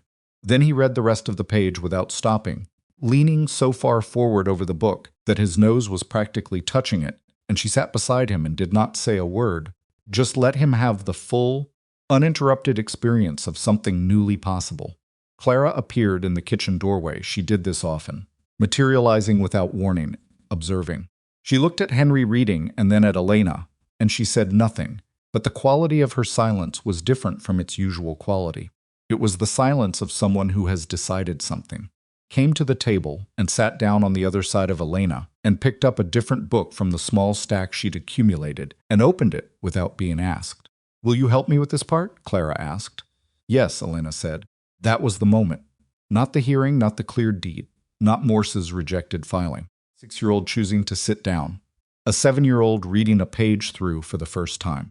The ordinary, unheroic, irreversible moment of someone deciding to let you be part of their life. Complaint was withdrawn on the 18th of February. Crane sent the notice with a short additional paragraph. Morse is leaving Garnet Creek. The agency has closed its local office. I cannot say what precipitated this, likely a combination of the rejected property claim, the failed contract complaint, and the cost of continued engagement with a well-documented opponent. Whatever the reason, the practical effect is the same. You are clear. She read this letter also in the kitchen. She had developed a habit of reading important letters in the kitchen, standing at the counter. She wasn't sure why. Perhaps because the kitchen was where the actual work of the place happened, and reading important things there reminded her that they existed in the same world as the bread and the fire and the children's boots by the door. She told Wyatt at supper. He received the news the way he received most news, quietly, with the full weight of his attention, and then a nod. "Good," he said. Cole looked up from his plate. He had known something was in motion. She had not hidden the general shape of it from him, both because he deserved to know and because he was the kind of person who found out things anyway, and it was better to be the one who told him. He looked at her across the table with an expression she had been watching change for 3 weeks. The 16-year-old's assessment slowly becoming something less armored. "So he's gone," Cole said. "He's gone." A pause. Henry opened his mouth to ask something, and Nora preemptively put her hand on his arm, which was a gesture of sibling management so smooth it was clearly practiced. "What?" Henry said. "You were going to ask something that doesn't need asking right now," Nora said. Henry considered this. "I was going to ask if we could have more bread." "That does need asking," Elena said, and passed the bread. And that was that. Supper continued. The lamp burned. The ranch held its position in the Wyoming winter, 8 miles from Garnet Creek, ordinary and real in theirs. March came, and the snow began to change quality, still present, still cold, but with a different character under it, the ground no longer fully committed to freezing. The kitchen garden fence had been repaired in February, Cole doing most of the work, and Henry helping in the way that 7-year-olds help with fence repair, which is to say enthusiastically and with mixed results. She had her seeds. She had her plan for what to plant where, worked out in the margins of an old almanac she'd found on the kitchen shelf. Margaret Grady had her baby on the 14th of March, a girl, healthy, named for Margaret's mother. Elena got the news from Jonas Pruitt, who had become the household's unofficial connection to town news, and she wrote Margaret a letter that afternoon. Long and specific, the kind of letter you write to someone who has mattered. Margaret wrote back within the week. The letter was brief. She was managing a newborn and 4 other children. But the last lines was, "Thomas asks about you. He won't admit it, but he does. I thought you should know." She folded the letter and kept it. There was a question she had been aware of for some time, without addressing directly. She and Wyatt had arrived in February. At a comfortable working understanding, she ran the house. He ran the ranch. They discussed what needed discussing at supper or in the mornings, and the arrangement had the functional ease of two people who respected each other's competence and did not need to perform for each other. It was good. It was genuinely good. But there was something underneath the good arrangement that she had been neither pursuing nor fleeing, just watching. The way you watch weather moving on the horizon, trying to determine what it is before it arrives. He had called her Elena once, on the night they'd talked about Morse and the land registry. He had not done it again, had returned to Miss Whitaker, which she understood was courtesy rather than distance. He was careful with her, careful in the way of someone who had decided not to push against anything she wasn't offering. She appreciated it. She also found it, in the way of things you appreciate too carefully, somewhat exhausting. On a Wednesday evening in late March, she was at the kitchen table going over the seed orders when he came in from the barn later than usual, with mud on his boots and a look on his face that meant something had been difficult. He cleaned up at the pump and sat down across from her, and she pushed the kettle toward him in the wordless shorthand they had developed, and he poured himself coffee, and they sat in the kitchen quiet. After a while, he said, "The Hendersons' property sold." She looked up. The Hendersons' Cole had mentioned them. The family Morse had driven out the previous year. "To who?" she asked. "A family from Nebraska. They'll take possession in May." He turned the cup. "County's changing. More people coming through. More people staying." A pause. "More people like Morse, probably." Eventually, she agreed. "We handled him," Wyatt said. "We handled him well." She noticed the we and did not make a point of it, but she noticed it. "Crane handled him," she said. "And the documentation. And the survey. You built all of that," he said, "before I was involved. You came into this county with nothing, and you built the thing that protected both of us." She looked at him. He was not the kind of man who said things for effect, and she had learned to take what he said at its plain face value, which meant taking this at its plain face value. "I was protecting myself," she said. "You happened to benefit." "I know," he said. "That's not what I meant." He looked at his coffee. "I meant I see it. What you did. I don't want you to think I don't see it." She sat with that for a moment. Being seen, she had learned, was more complicated than she had thought before Wyoming. In Cincinnati, she had been invisible, which was its own problem. Here she had been seen in all the wrong ways, as a failed bride, as the agency's property, as a complication. Being seen accurately by someone who was looking clearly rather than categorizing, that was a different experience, and it moved something in her that she was still learning the shape of. "Wyatt," she said. He looked up. "I'm not going to leave," she said. "I want you to know that clearly. Not as part of the arrangement. Not because the children need someone. I'm not going to leave because I don't want to." He held her gaze. His face did the thing she had been watching it do. For 2 months, the controlled stillness with the something underneath it. "All right," he said. "You keep saying that." "It keeps being the right answer," he said. And the corner of his mouth moved. Not quite a smile. Close enough. She went back to her seed orders. He went back to his coffee. Kitchen held them both in its ordinary warmth, and outside the Wyoming spring was making its gradual, unsentimental arrival. Cole found her in the kitchen garden on the first Saturday of April, where she was working the soil in the section she'd earmarked for beans.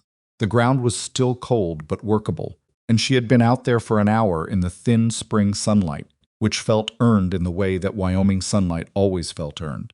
He stood at the garden fence for a moment before speaking. She had noticed this about him. He approached things from a distance first, figuratively and sometimes literally, giving himself time to decide whether to proceed. "I owe you something," he said. She sat back on her heels and looked at him. "I made it hard," he said. "I meant to make it hard." "I know," she said. "Mrs. Eames Botham, they tried to make me like them," he said. "You didn't. You weren't going to like someone who tried," she said. "No." He put his hands in his coat pockets. He was doing the thing he did when something was costing him the controlled external stillness over whatever was moving internally. She had come to recognize it as the thing he had learned from his father and would probably spend the rest of his life both grateful for and working against. "My mother," he stopped, started again. "She made this garden. The first 2 years after she died, I let it go. I didn't want to." He stopped again. She waited. "It seemed right that you'd be the one to bring it back," he said finally. "I don't know why. It just seemed right." She looked at the garden around her. The turned earth, the fence they had repaired together, the stakes she had set for the beans. "Come help," she said. He looked at her. "You know where she planted things," she said. "I'm guessing. You actually know, so come help. He came through the gate. He stood in the garden for a moment, getting his bearings in a way that was also not entirely about the garden.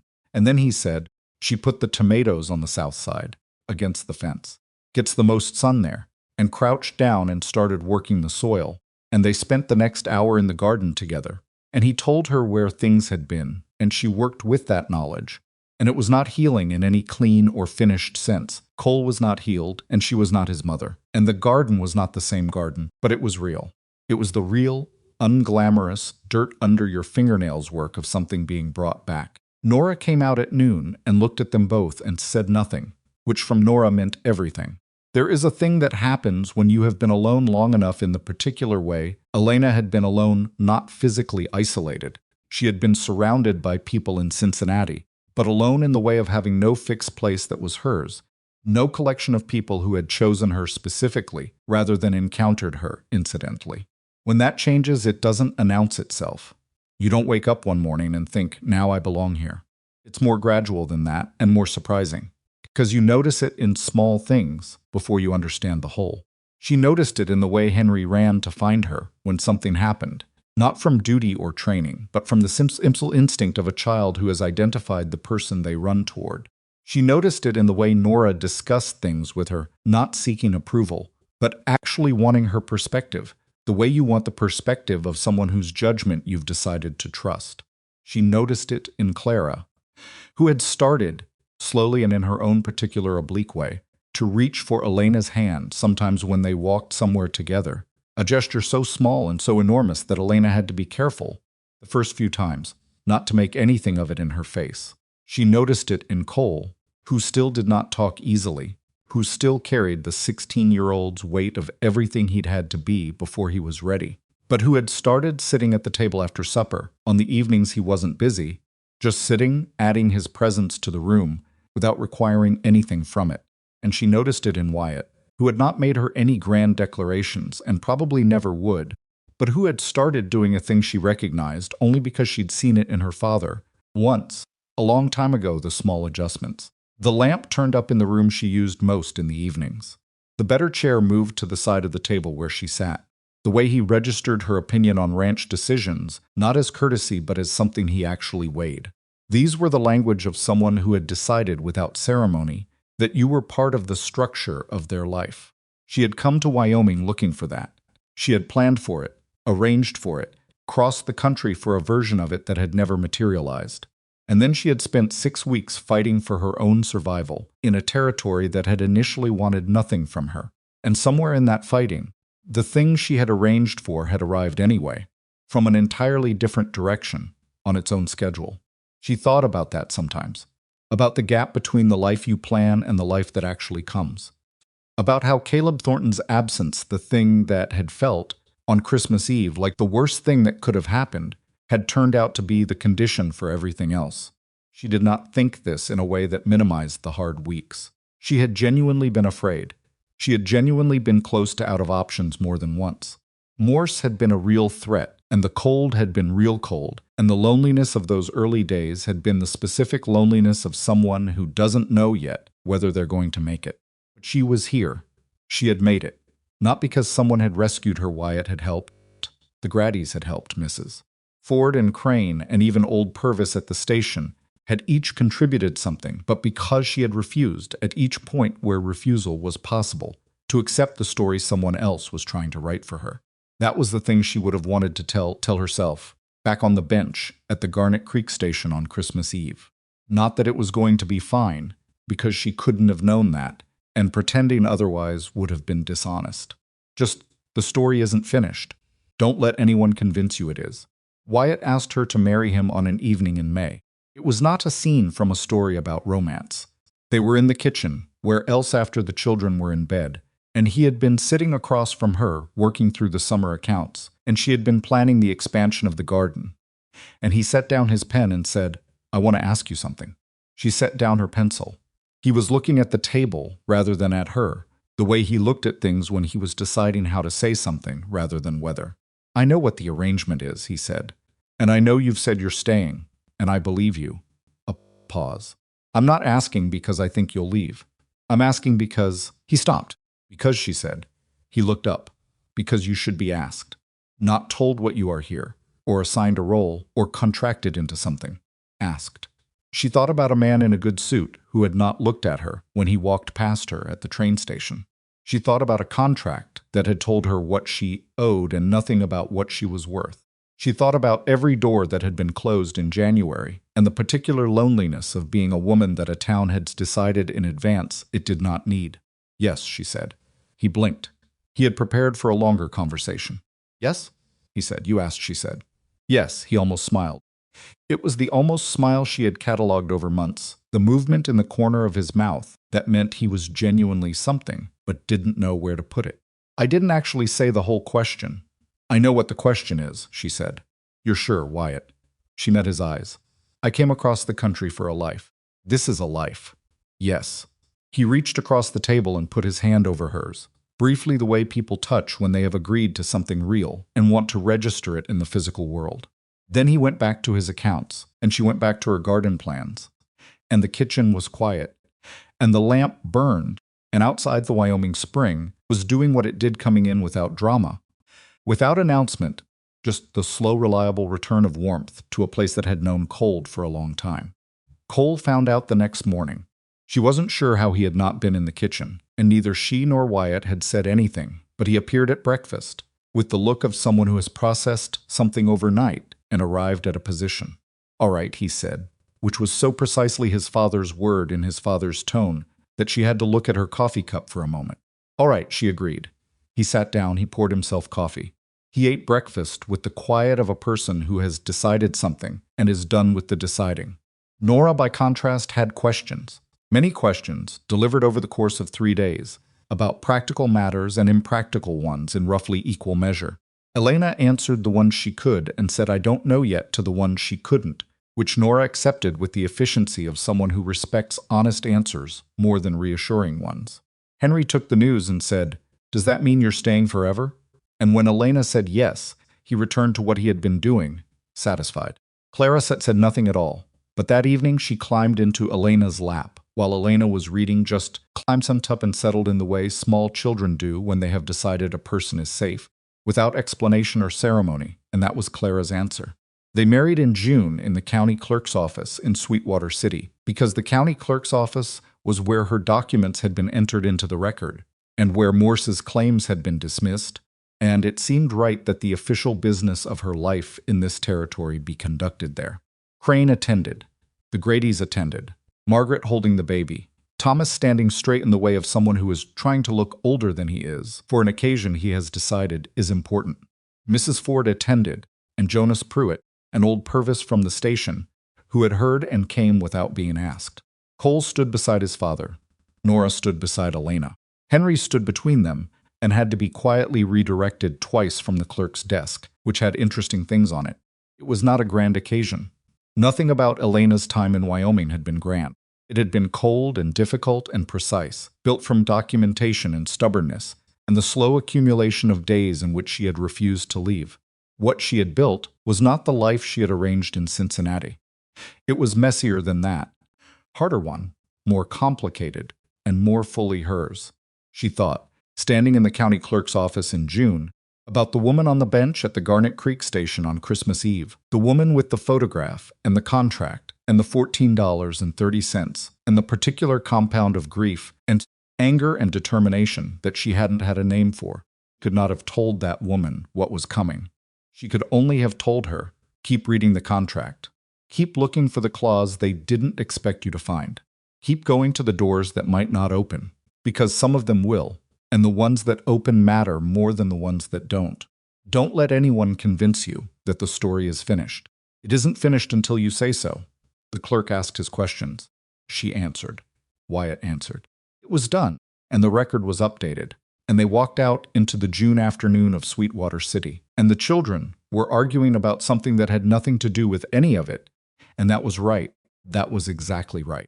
Because that's what it looks like when things are actually working, not a perfect scene, not a moment of pure arrival, but children arguing in the afternoon while the adults who love them stand together in the ordinary light and let it be enough. There are women who come to places and are welcomed. There are women who come and are turned away, And there are women who come and find every door closed and choose, one by one, to build their own. Elena Whitaker had been the third kind, and the life she had built was not the one she had arranged. And it was not easy, and it was not finished, because lives aren't finished until they are. But on a June afternoon in Wyoming, with Wyatt's hand in hers, and Cole walking quietly ahead, and Henry running for reasons known only to himself, and Nora watching everything, and Clara holding on to her other hand with the serious grip of a 6-year-old who has decided. You belonged to her on that afternoon. It was enough. It was more than enough. It was hers.